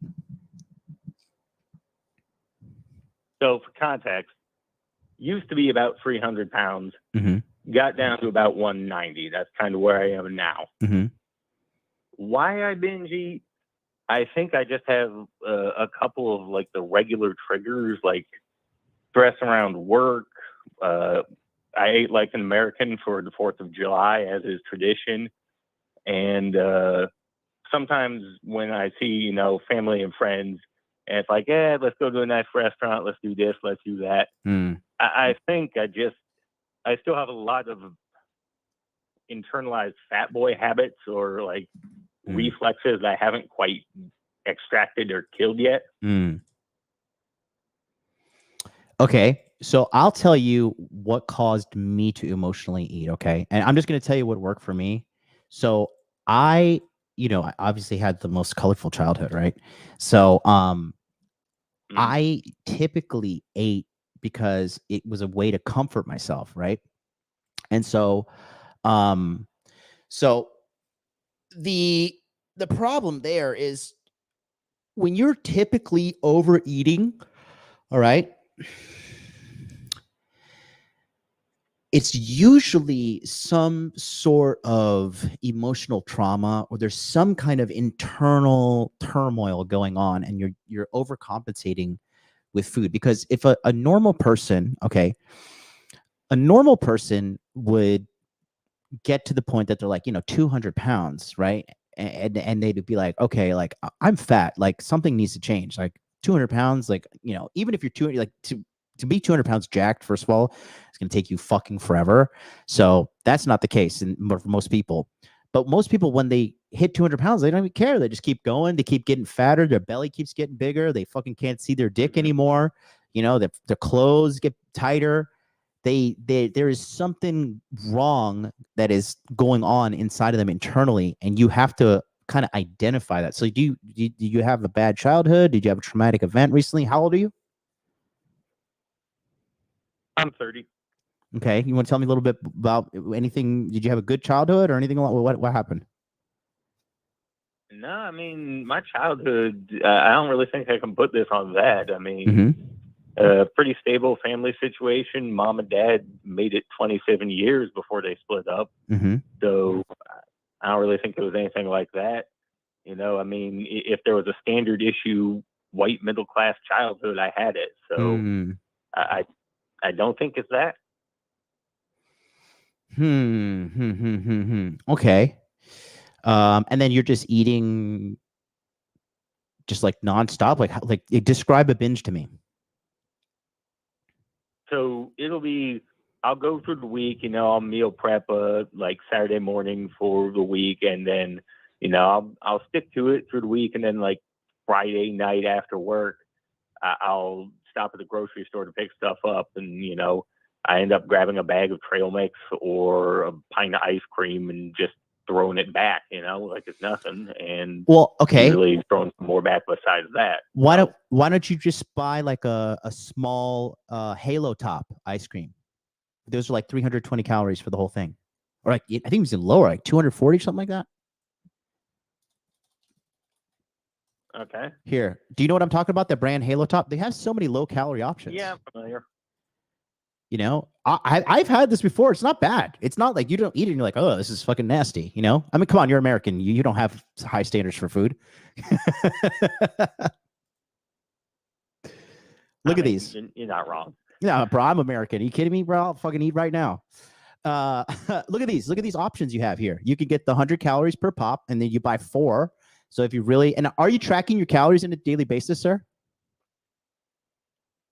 Yes, I have my Fitness Pal going, and Great. I keep to it pretty accurately. Like, it's just 9 days out of 10, I'm good. And then one day I just go bug nuts. Well, honestly speaking, So I don't think that you're entirely a crazy person. I mean, if you can stick to your diet 9 out of 10 days, that's really not a bad thing. But if you just want to have controlled binges, because for example, you know what I did recently? So I have a sweet tooth, right? It's terrible. And you know what I love to eat? I love to eat Haribo gummy bears. And they're in every convenience store all over Japan. So when I eat that package, it's like 260, 270 calories, right? I usually split them with my dog. My dog loves gummy bears. It's probably not a good thing for her, but she loves gummy bears. She freaks out when she sees the package too. But anyways, so what I've done now is I bought a multivitamin that is a gummy bear. And so each time I eat 2 vitamins, it's like 15 calories. So anytime I get hungry, I just open the or I want to snack on something, I just grab a multivitamin and I know I'm like, hey, I'm fucking getting my vitamins in too. You got to kind of trick yourself into eating healthy things because like I said, look, this chocolate fudge Halo Top, 70 calories per pop. I mean, that's just not bad. That's fucking 280 for the whole. You can eat the whole box and it's 280 calories, you know, and that's not too much. Do you know what your daily maintenance calories are? Are you going to cut? Are you going to bulk? What are you doing? I'm trying to cut right now. I'm cutting at about 2,000 calories a day. 2,000? Which I'm probably going to have to pull that back a bit, but yeah.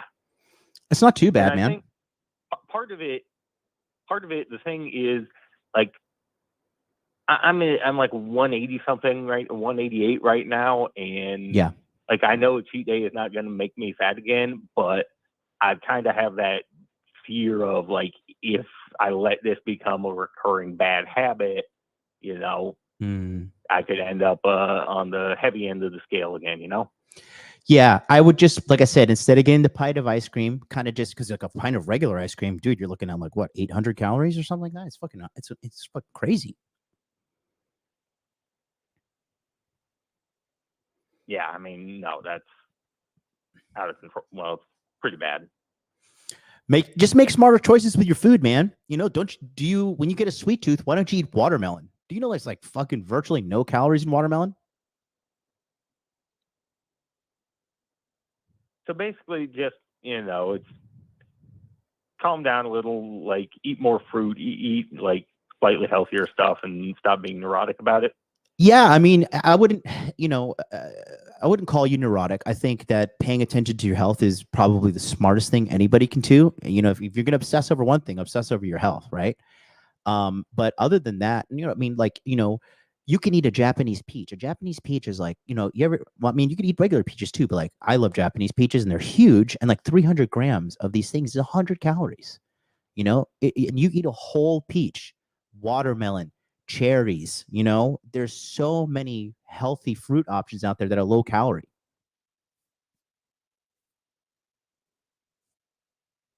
Yeah, I mean, no, you're making a lot of sense. Yeah. Yeah, I appreciate it, man. Thanks for the help. That actually straightened some stuff out for me and kind of cut through the bullshit and got my mind right, you know? Good, man. I'm really happy to hear that. Have you ever joined the Masculine Empowerment Network? Have you ever been in the community? Funnily enough, back during the pandemic, I was in it when it was Body Language Mastery, man. I was a member of BLM. You never, I don't remember. Did we ever talk? Time ago. Did we ever talk? Or did you come to the webinars? We did. I came to the webinars. I mostly watched and listened and worked, you know. I mean, ever since then, you know, lost a bunch of weight, got a better job. I owe a lot to you and the guys in the webinars. You did a lot of good work. Fucking hell, man. This is, I didn't even know that, bro. That's awesome. That is phenomenal. I'm happy to hear that. Hey, man, you You might be surprised by how much you've done. Some of us are quiet, and we got stuff going on. I know. I need to go get testimonials and put them on the Anyways, website. I'd write one for you. Anyways, I don't want to take up any more of your time. Keep on keeping on, and have a great evening. Thank you so much, Rob. You truly have made my day. That is such a nice Falcon call. Have a great one, brother. Take care. Peace out. You too. Bye. Damn, what a nice guy. You guys in the chat are like, that's a troll, that's a troll, that's a troll. Is this real? Somebody said something. MLD Rich Cooper is telling people he could pick you apart in an MMA fight with his long jab. Would you be able to close the distance and secure the takedown? Look, listen, guys. We need to have a big boy conversation here real quick, okay? I'm 38 years old, okay? I have been doing American wrestling since I was 15, okay? 2 years wrestling varsity. I will bet you my entire net worth that Richard Cooper will not stop a double leg takedown from me. I will secure the distance. I will take him down. He is approaching 50, and he just started learning how to fight like 2-3 years ago, unless he has been religiously going to Brazilian Jiu-Jitsu classes, and he's like a purple belt or a blue belt, then we're going to have a fight on our hands. But other than that, it would be over very, very, very quickly. Okay. I grappled my whole life. Okay. Been doing kickboxing for how many fucking years now? 3 years of serious training, and then 2 years of off and on training. And then that doesn't include my little trips to Thailand and stuff like that. So no, ladies and gentlemen, no. I don't know if that's real. If that's real, that is fucking hilarious. That is peak comedy. But of course he thinks he could beat me in a fight. He's goes like, I tried to save the manosphere, and instead I ended up grifting and selling fucking pheromone soap. So no, gentlemen, let's just calm down. Let's have an adult conversation here, okay? So no way, man. No fucking way. You guys are saying don't do elder abuse. That's hilarious. That's fucking hilarious, bro. That is hilarious. Oh, that's hilarious. Okay. Let's go to 813. 813, you are on the air. What is up? My name is Elijah. Hey, Elijah, you got to speak up a little bit, buddy. I can't really hear you. Can you hear me now? Yes, sir. How you doing? I'm doing good. How are you? I'm good. Thank you for calling today. How may I help you? Hey, so I'm in a little dilemma right now. So a little bit about my background. I've been in finance for about 5 years. I currently work for one of the largest banks in the U.S. Mm-hmm. I recently started my endeavor into ATMs and merchant services about 6 months ago. Great. How old are you, bro? Everything's going fine. My game. I am 26. 26. You're working in finance, and you are. What exactly are you doing in finance? I'm just writing notes down here.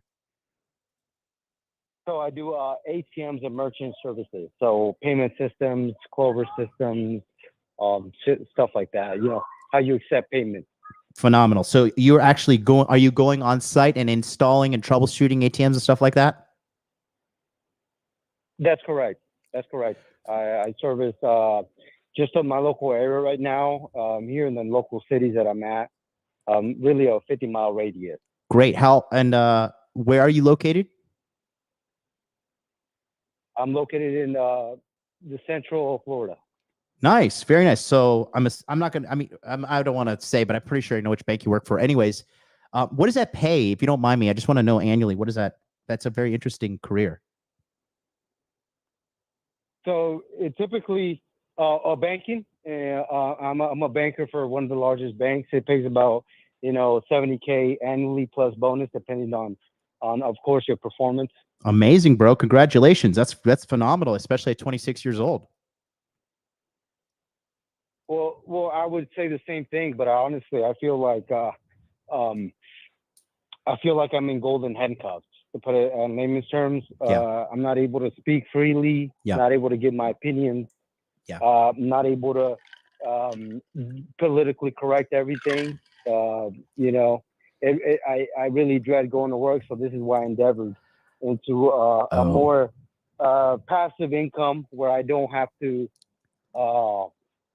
be there, and because my ultimate plan is to go here within 5 years, go live full time in Mexico, and hopefully start a family over there. Listen, man, I wouldn't say hopefully. I talk to a lot of people, man. You sound like a smart young man. I don't think hope is necessarily a strategy for you. You sound like a very smart guy. I think you could do whatever you set your mind to, quite frankly. So I would just, in my opinion, I would just execute it on it. So I'll tell you a couple things, okay? So passive income is for the most part is pretty much a lie, okay? You're always going to have to do some kind of activity to generate income, okay? So you have to look at a couple things. You could look at investing. I'm sure you're familiar with the S&P 500. Are you buying anything? Yes, of course. I'm buying, of course, S&P 500, BOO, QQQ, and all whatnot, high dividend stocks. Phenomenal, bro. Phenomenal. I would love to be in I would love to be in the medallion fund, but of course, that's closed. Right. But where I'm at here, really, my main dilemma is I want to get into I'm in a bottleneck right now where I can't really market myself because it is conflict of interest. As soon as my employer finds out what I'm doing, they will most definitely get rid of me. And I'm in the dilemma where I do have money saved up, leaving the stable income, this recurring paycheck, and just risking it all. And going full time, just go ahead and recruiting small businesses, go ahead and establishing new relationships with my ATM, or stay with the stable income and just be in this bottleneck where I'm able to do this only in the weekend.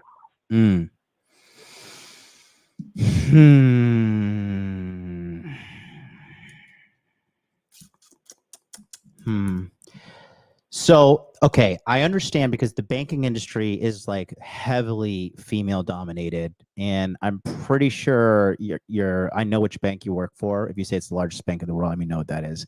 And they are so fucking politically correct. You got to like walk around and be like, I'm riding for Biden, guys. Like, you got to fucking just be a complete full of shit individual.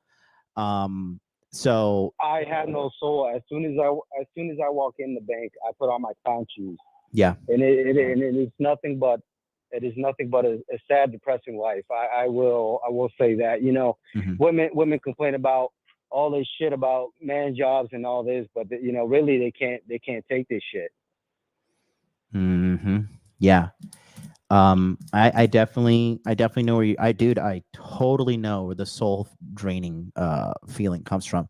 So what's your parallel move? You said, sorry, can you tell me, you said you were doing something that if your job found out you'd get fired. Is this a side hustle or something, or?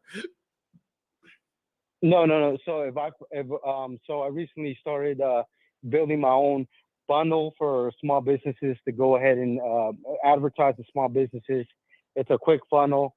It's a 3-step process where basically they have a quick questionnaire, and that automatically they basically enlist themselves. Right now, I have to be the face of the business because I'm going to be the one installing it. However, here's what the dilemma is.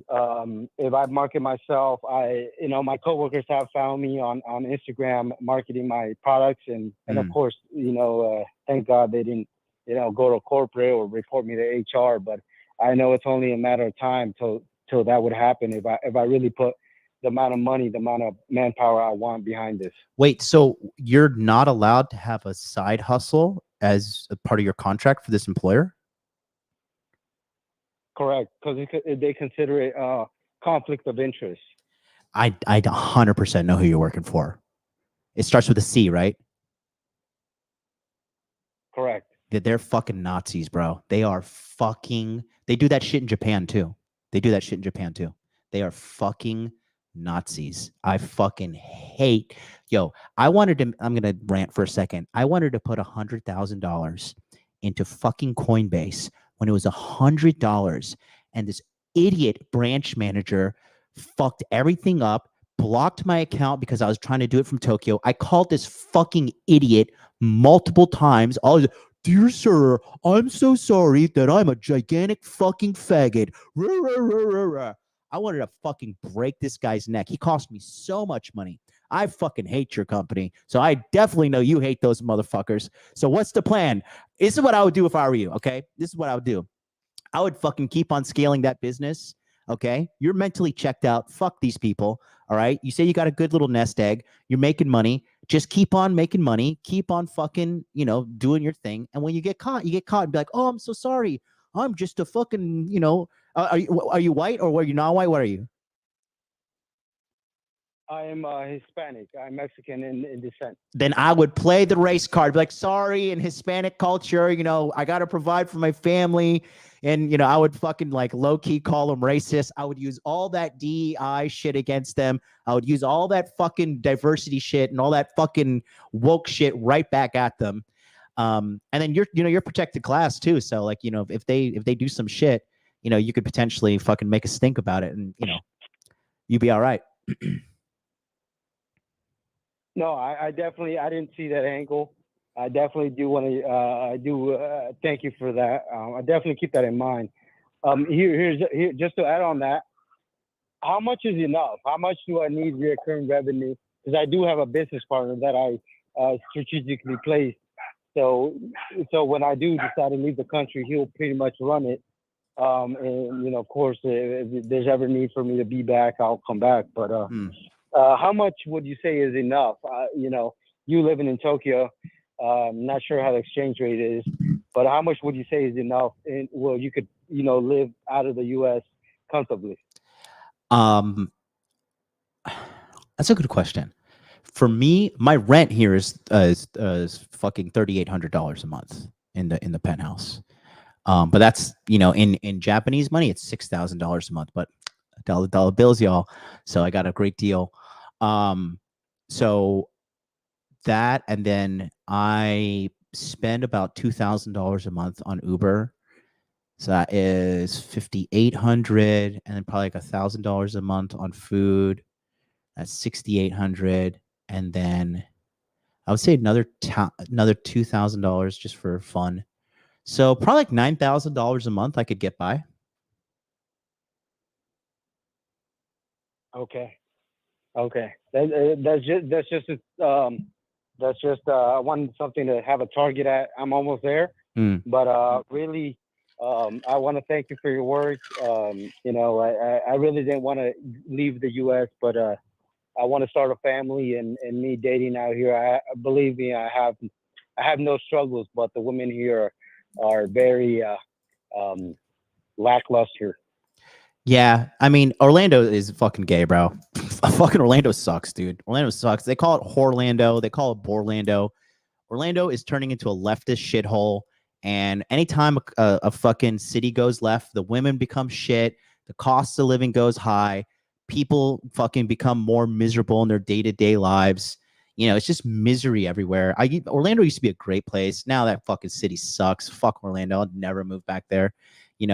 I mean, Florida in itself, like Ron DeSantis is doing an amazing job of Florida. Fucking amazing. They banned the sale of synthetic meat. They're getting all that woke shit out of there. He wasn't going to light up all the bridges with the pride shit. He said, we're going to do red, white, and blue for you fucking people. So I think there are other places in Florida that are good, but Orlando, get the fuck out of there. Orlando's gay, fucking whack. Miami's full of whores and just disgusting. God, Miami's such a disgusting cesspool of shit. Good cities are like Tampa, DeLand, fucking Clearwater, Sarasota. There are good little, Brooksville, Titusville is good too. Some coast side, Titusville and SpaceX is like, if you want to get into real estate, just buy property in Titusville and sell it to all and rent it out to all the fucking SpaceX engineers that are making like $200,000, $300,000 a year. Like they'll pay that shit no problem. Correct. I definitely agree with you. One more last question, okay? Yes.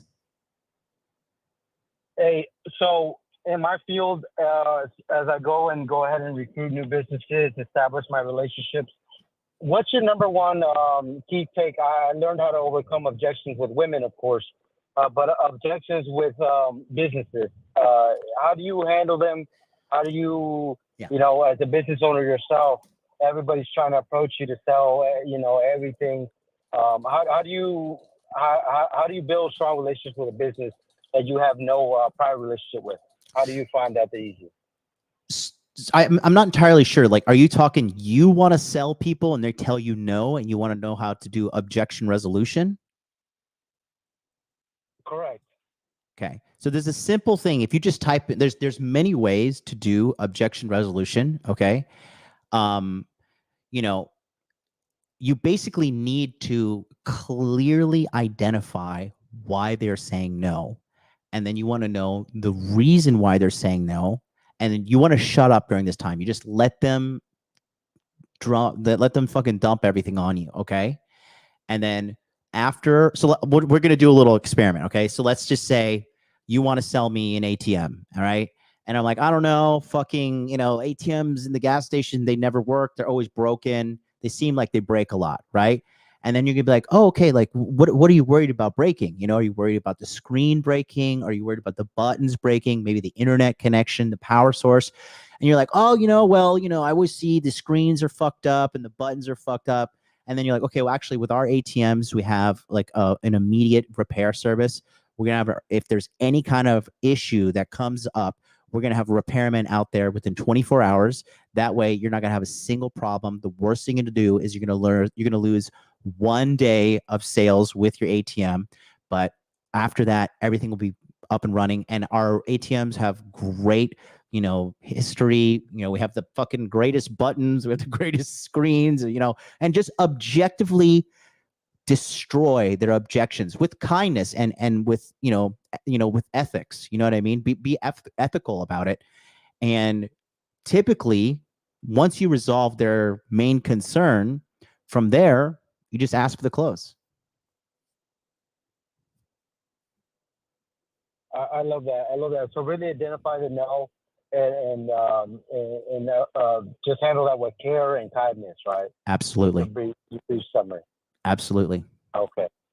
Thank you so much, and keep doing your good work. I know you have your personal beef with Rich Cooper, but I'm really much. I understand, but I hope we as a Red Pill community can, there's so few of us that. Yeah, hopefully listen. We can get past our differences. I just want to make it very clear. I have no beef with him. I'm happy. I'm going to Hawaii. I'm going to Manila. I'm going to Boracay. I'm going to Okinawa. I'm sitting on millions. What the fuck do I need to be upset about anybody saying anything? He just tried to smear me. He said I was out here. One of the comments I read too made a really good point when he says that I smashed a glass on a Japanese girl's face. My hands would be covered in scars from cutting that girl's face with the glass breaking and her face getting cut. Like, your hand would obviously get cut too. So I just wanted to clear up that lie that he's perpetuating, because he's a miserable fuck. I have no problem with the guy. I don't care. I mean, dude, I don't care. As he always says, hate comes from below, and he's always hating on me. So you know what that means. I'm not worried about it. I'm here to help you guys. And if somebody's going to talk and smear me, I'm going to defend myself, and that's about it. No, of course. I just, that was just my personal take, and I just think there's so few of us, and the world's about to get a lot more divided here. So I hope we can join together and really create a strong brotherhood. Yeah, well, hey, the olive branch is out there. If Rich would like to set his massive ego aside, we can talk it out. But I would bet more money on him regrowing his hair than him actually coming to a negotiation with me. So it is what it is. It's all good. And you know what? Sadly, I do think you're right on that. Yeah. It's all good. People, the chat's not stupid. People at home are not stupid. They can, I mean, he's stupid because he thinks like people are buying into his bravado act, and dumb people do. But, you can, nowadays, and this is why I kind of told you what I told you about the objection resolution. Right now, the consumer is the most educated, the most finicky, and the most critical at any point in human history. It is like these people are the most critical. So you can't scam. You can't go around saying, I'm a multi-millionaire and I'm a fucking tech startup genius and I'm this guy who never has a problem with his relationships and my relationship is perfect and my marriage is perfect and I'm perfect. Like, people are going to find you out if you're just out here fucking lying like a sack of shit. So, it is what it is. I'm just going to be doing what I do. It's clear as day what I'm doing. It is it's Saturday morning and a beautiful day in Tokyo. And I'm here taking free calls. And I've been doing this since 2019. My heart is in the right place. My heart knows what I've set my life to do, which is help as many men as possible. And you know what? People see the sincerity. They know I'm a genuine guy. I go and hang out with all these guys. I fucking go around the world and meet with everybody. I'm not some fucking ivory tower coach that's like, oh, you peasants don't get access to me. Like, I know how you guys are. I know the struggle of working a shitty corporate job. I know the struggle of getting rejected. I know the struggle of being fat. I know the struggle of just being, with your inner game all fucked up with depression, anxiety, self-hatred. I know it all. I went through it all. So I'm just going to keep on doing what I do and helping as many men as possible. And if people don't like it, then fuck off. Go buy some pheromone soap. I don't know what to tell you. You know what I mean? No, I completely agree with you. And I'm TLD. I'm not sure. Modern life dating. I'm not sure how old are you? 38. Okay, so if you can be back at 25, what is one key advice you would give to yourself? Oh, if I knew what I knew now? Correct. I would just buy a fucking copious amount of Bitcoin. That's all I would do. But that's like I think I'm answered that the wrong way. That's a cheap exit. That's a cheap exit. I'll say that. Yeah. So if I was 25 again, I would just stick with investing. I would stick with earning more money, figuring out a way to get up to $100,000 a year. Let's say, boom, I'm 25. Okay. I would figure out some kind of industry, most likely digital marketing, and figure out how to get to $100,000 a year, then scale it to 200, 300, but put the majority of this money in either the S&P 500, Vanguard. 10 years ago, fucking, was it 2014? Yeah. I would buy, NVIDIA. I would buy NVIDIA stock. I would just invest. Because so many people, they think the problem in life is I don't have money. But the problem is not that you don't have money. The problem is that you misuse the money you have. So you have to be a faithful steward of your money, like the Bible says, right? Otherwise, That is 100% correct. Yeah. If I can just say this, I'm working in my finance world. I've actually helped clients that make over 100K, but they make negative at the end of the year because they spend 105. Yeah. So it's really not about how much money you make. It's about how do you exercise your money management with the little income you have. Yes, absolutely. So I would do that, and there's ways, like, I know a lot of people like to do real estate stuff, but if you play your cards correctly and you invest into, like, buying proper oil stocks, buying certain tech stocks, investing in, in the VOO, the S&P 500, like, you can get residual monthly income that would be equivalent to rental income. And all you got to do is just like look at a computer screen and check your accounts from time to time. All right.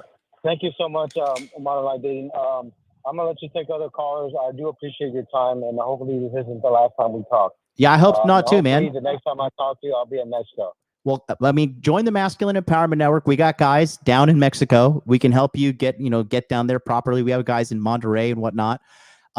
We can help you with everything you need instead of having these calls once a week, once a month, whatever the case may be. You got me daily in your pocket. And this is a huge network of guys down there who are in and out of Mexico all the time. one thing I did want to mention real quick. Am I free to say the J word? What about him? I'll just say J word, okay? Okay. Anyways, recently there was an election in Mexico, and of course, as you know, there was 32 assassins of candidates, and there was the elected is a J word. Yep. So I'm that kind of threw a wrench at my plan because I'm not sure that's going to be very good for me and my family. What are your thoughts on that? I'm not sure if you're aware. I just think that if you make enough money and you move in the shadows, you can be okay. But yeah, I mean that's the whole amount of people that were murdered in that presidential election, and then you have a woman who's not even really fully Mexican, who's the president now. She's not Mexican. She's not Mexican at all.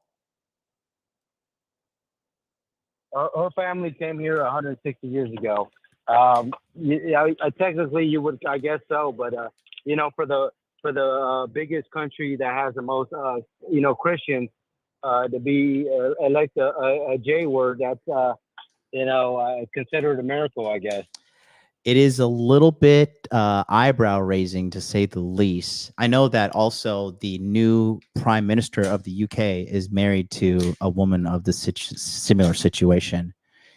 I don't know.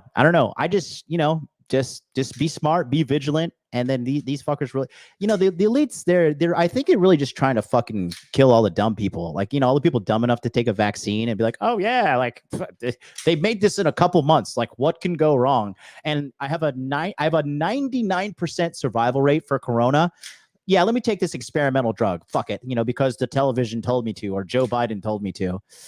I think they're just cleansing the herd of idiots, quite frankly. I'm so vindicated because there are people in my life who are like, oh, you didn't take the vaccine, you can't hang out with me. I'm like, oh, okay.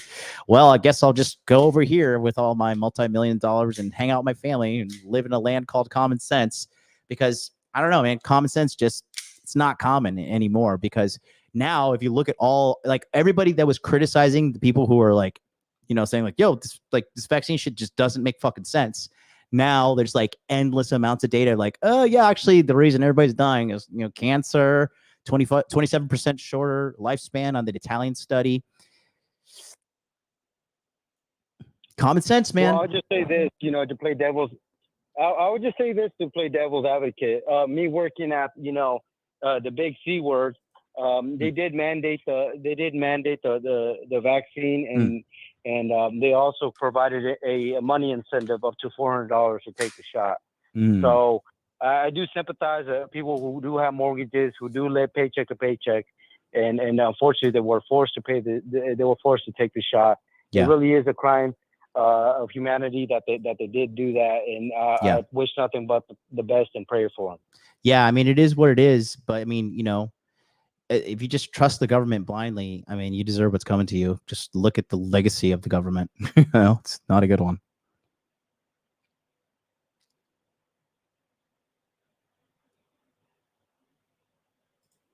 Thank you so much for your time. Okay, I'll let you get back to the other callers. I'll be on the line. Thank you. Thank you, brother. Have a great day. It was really edifying speaking to you.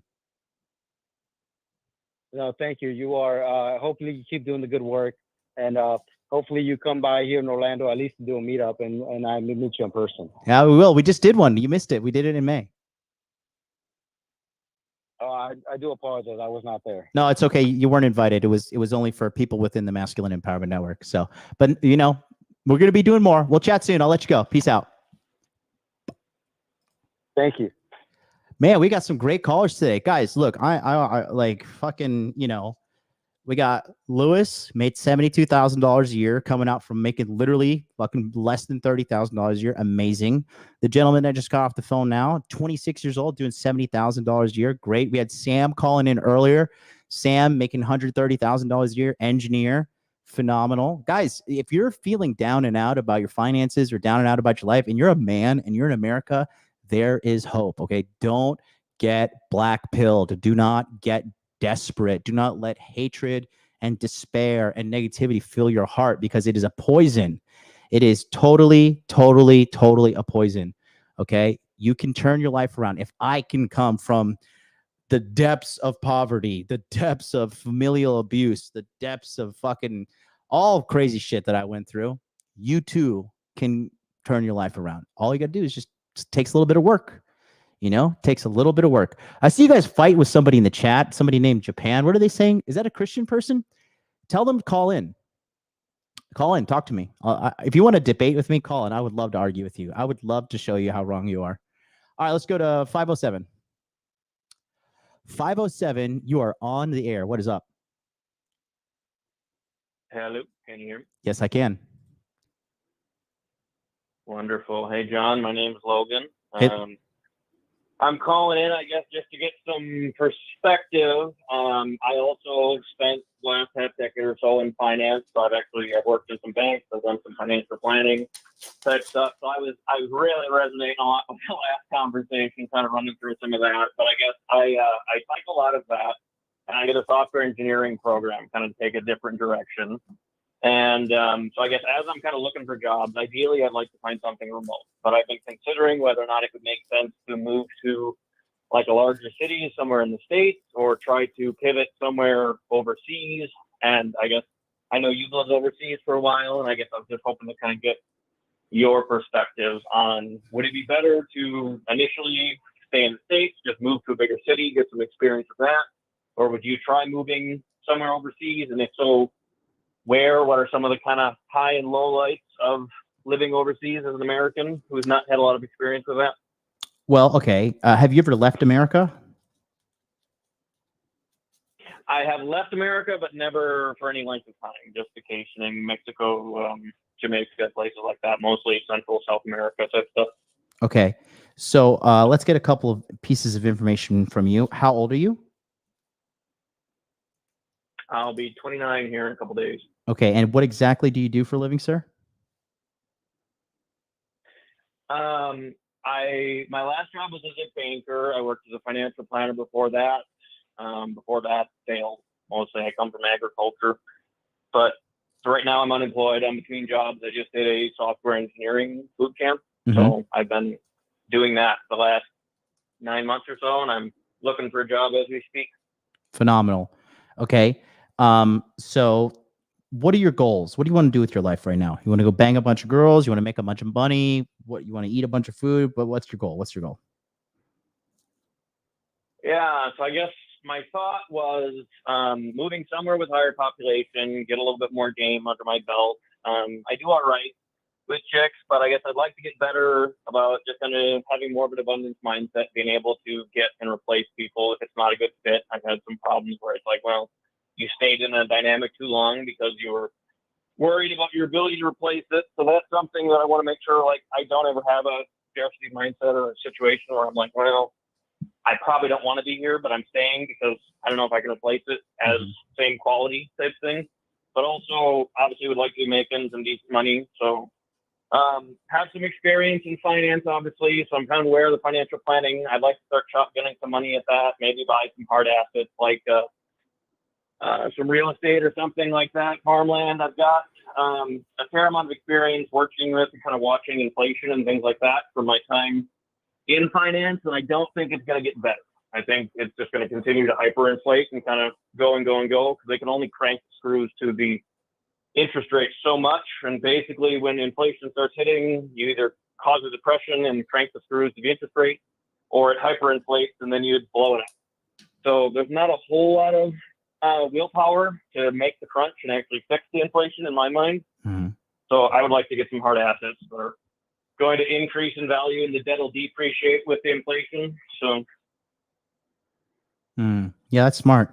Well, okay. It sounds to me like you have a good, do you have a good amount of money saved up? decent.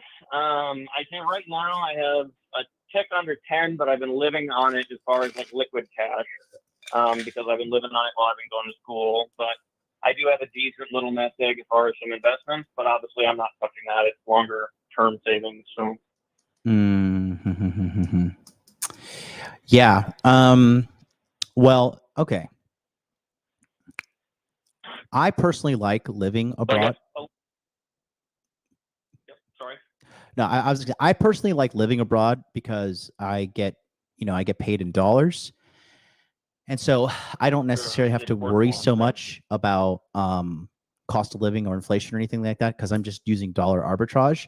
So if you do move to another place outside of the United States of America, you can save a considerable amount of your income, especially if you're getting a entry level software position, software developer position. Probably going to be making anywhere between $60,000 to $80,000 a year. 60 to 80,000 US dollars a year in a place like Mexico and a place like Thailand. 90 seconds. A place like Colombia. Get your calls in now, guys. You got 90 seconds to call and stay on the line. These kind of places are very low cost living. I mean, even like places like Manila, Philippines, you can make a ton of savings and, execute on your plans in that manner. So that's a good part about living abroad. I personally, and I personally believe that women from, 60 more seconds. traditional societies are better, women, in my opinion, better for relationships, better for housemaking or homemaking, stuff like that. They're just better trained women to help, run a household because eventually as, if you decide to get married, have children, you don't want a woman that doesn't know how to fucking wash clothes, doesn't know how to clean the floors well, doesn't know how to, she's like a lazy slob, leaves the kitchen dirty. You don't want any of that shit. So I would just say 29, you got the world is your oyster, but it seems to me like you've been jumping around a lot. I would really pick something and stick with it. You know what I mean? No, I agree. That's kind of been some of mine is hopping a little bit every, I don't know, 3-ish years or so, just trying to find 10 that feels seconds. like a fit. That's kind of partly why I made a pivot to the coding, basically, because it's something remote, so I can travel around, have some experiences. It's liquid as far as like it's in demand as far as like tech's never going away. Mm-hmm. And I know depending on where you live too, you can sometimes get that digital arbitrage as far as like my mentor from the program, she lives over in Silicon Valley, and their entry level positions are like 110 for software engineer. So if I could get a job over there but work remotely, you could really collect.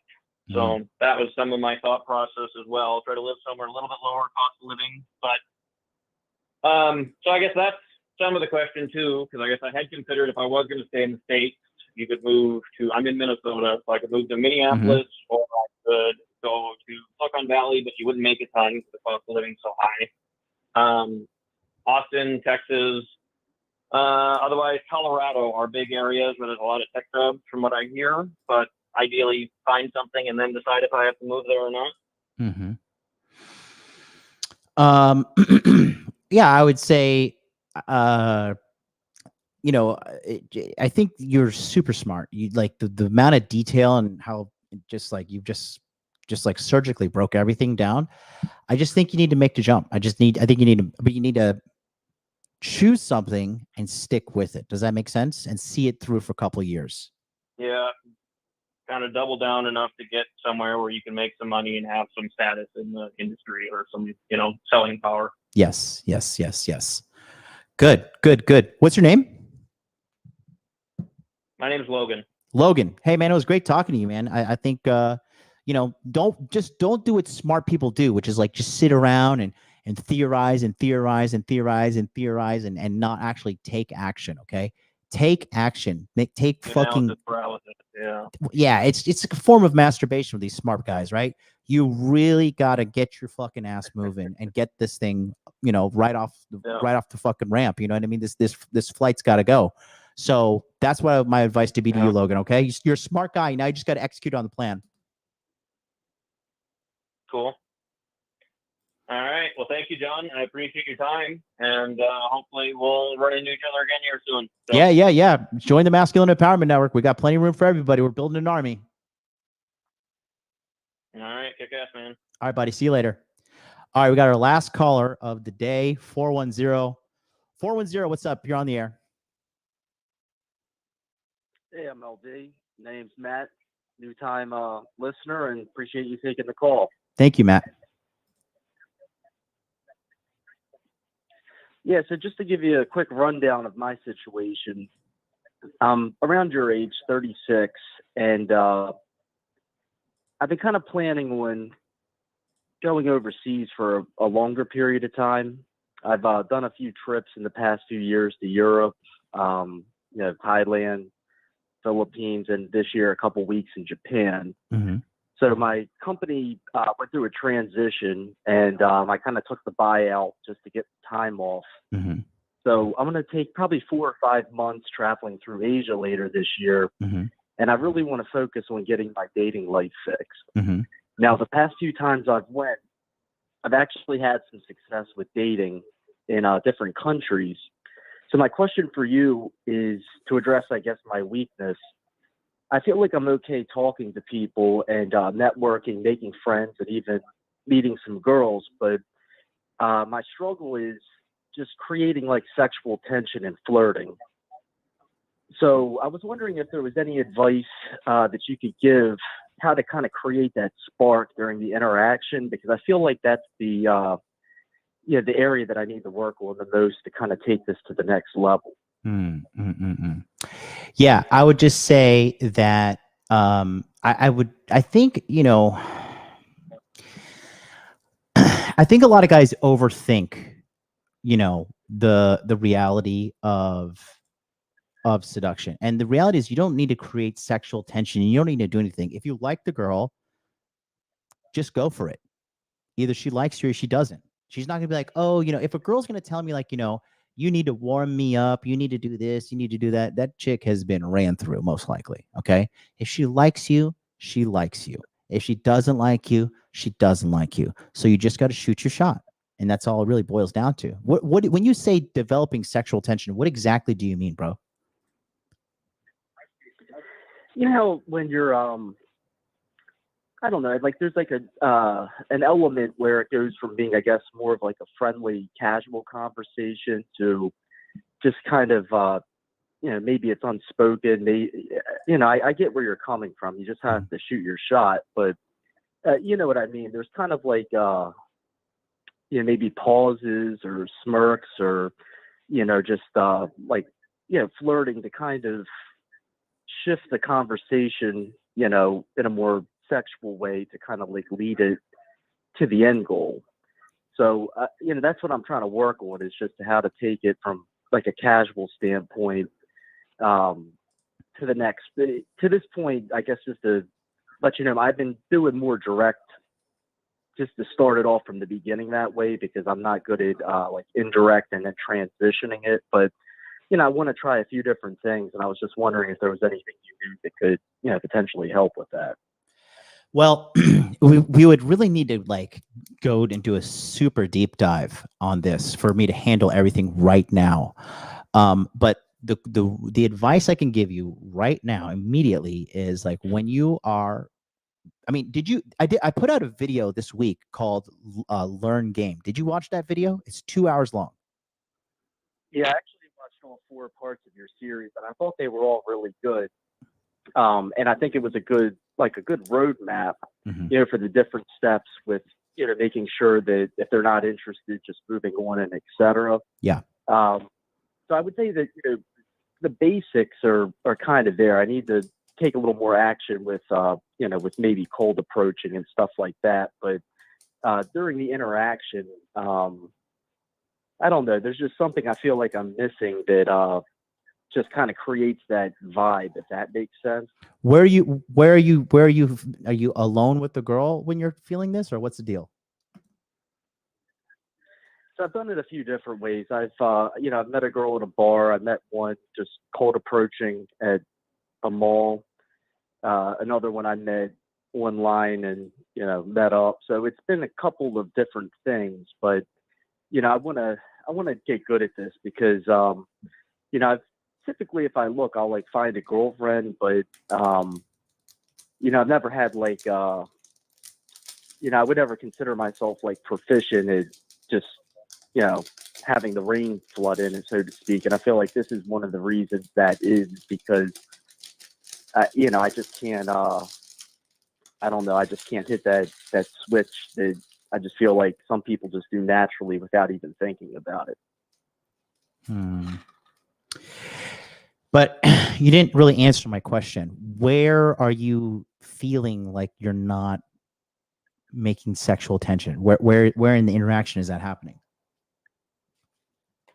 Yeah, I think that's more probably like the middle towards leading into the end, where, things just start to kind of drift from, just talking about, normal type of things to leading it into, like a more sexual path. And where are you with this girl? Are you out in public at this point?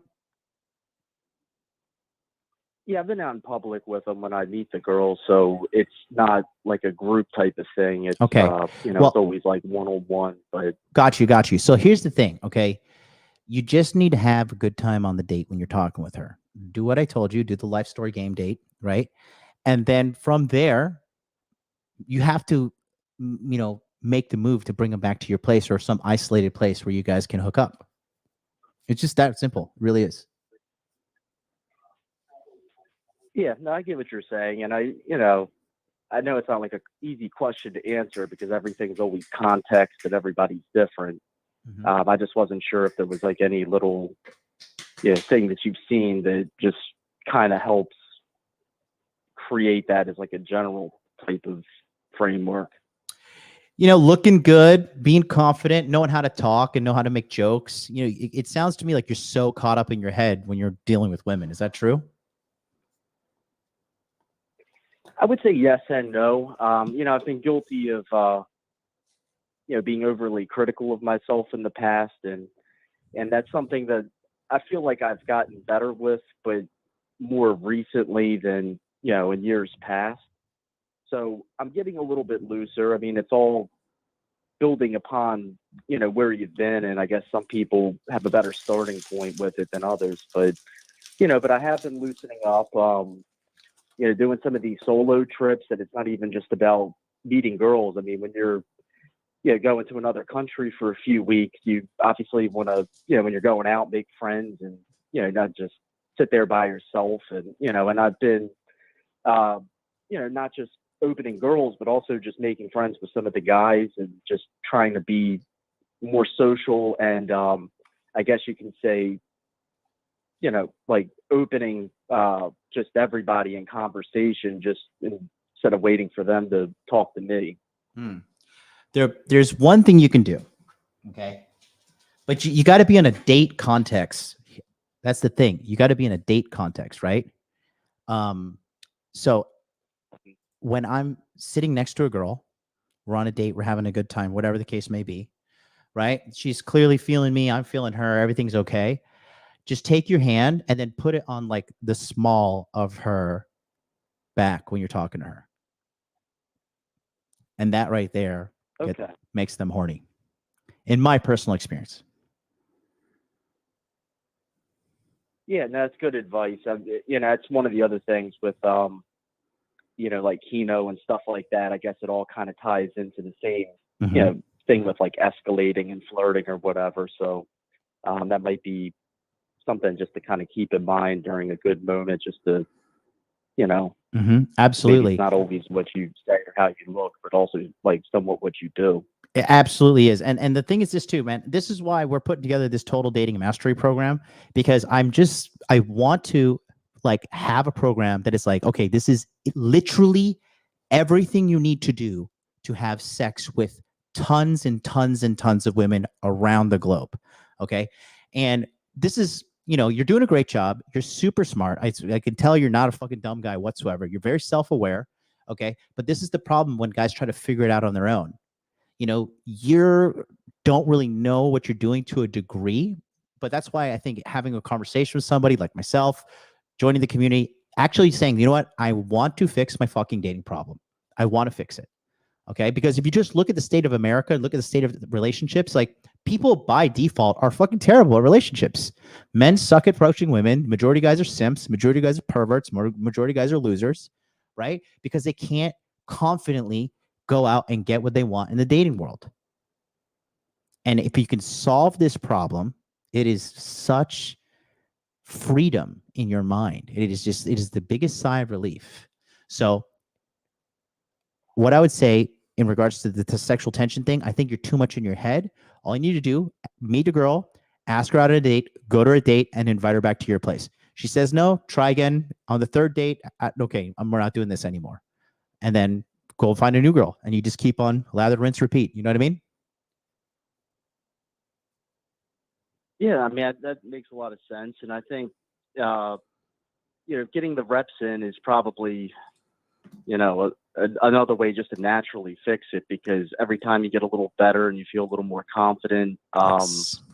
you're learning some new skills. So after a while, you probably feel like the date isn't even like a big thing anymore, and you're just naturally looser, and you can just, I guess, take it another step or two than you would if you haven't had a date in a while. So yes, I mean that sounds good. That's my goal, is just to try to just really focus on this thing. And one thing I've learned is just to put your ego to the side, because that's what held me back for a long time, is that I kind of feel like I mean, maybe just in life in general, I try to be more of like an overachiever and a perfectionist, but you're just going to get blown out a few times. And in my experience, when it started off, like the first few cold approaches I did, it wasn't it wasn't pretty, so to speak. It was kind of like the worst case scenarios, and then now it's just becoming less of a thing. So so that's what I just want to just put the reps in, try to get better, and just ask people that have more experience if there's a little bit of something I can kind of take away from them that I don't have to learn on my own. So I appreciate you taking the time to go over some of that. Yeah, man. No, I mean, you're a smart guy. You're not a dummy at all. And I would I would say that just keep keep hacking away at it, and it eventually will get solved. But if you need help, like I said, we got the whole program, the Masculine Empowerment Network. It's going live in August. You're going to be in there with us for close to a year, and we got you sorted, bro. We can help you figure this out. Yeah, I'll definitely look into it, man. I appreciate it. All right, brother. Well, listen, it was good talking to you. You have a great day. We'll chat soon, all right? All right, sounds good. Take care, man. Peace. Uh-oh. Thank you for using Blog Talk Radio. Goodbye. We got a domestic terrorist, according to the Department of Homeland Security, here in the chat. Aaron Clary, what is up? Let the record show I never wanted MLD to be my adopted special needs stepbrother. Hey, listen, only one of us is a criminal, and that's you there, buddy. Hey, my message is a message of hope and purity. They love me, okay? Aaron, I don't know. I hope you don't fucking slip and fall in the shower or something, because the Clintons fell onto you. Thank you so much for the $10 super chat, buddy. You're a great guy. That's going to do it for us here today, guys. Thanks so much for watching. Don't forget, though, we are rocking and rolling. The time is going right on down. 26 days away. The Masculine Empowerment Network is going live with the new program, Total Dating Mastery. I'm going to be putting additional modules in there as well, because I really just want to knock your dating problems out forever. So go to the masculineempowermentnetwork.com, get on the waiting list, and I'll see you tomorrow, 9 p.m. Eastern Standard Time, here on the chat. Until then, peace out.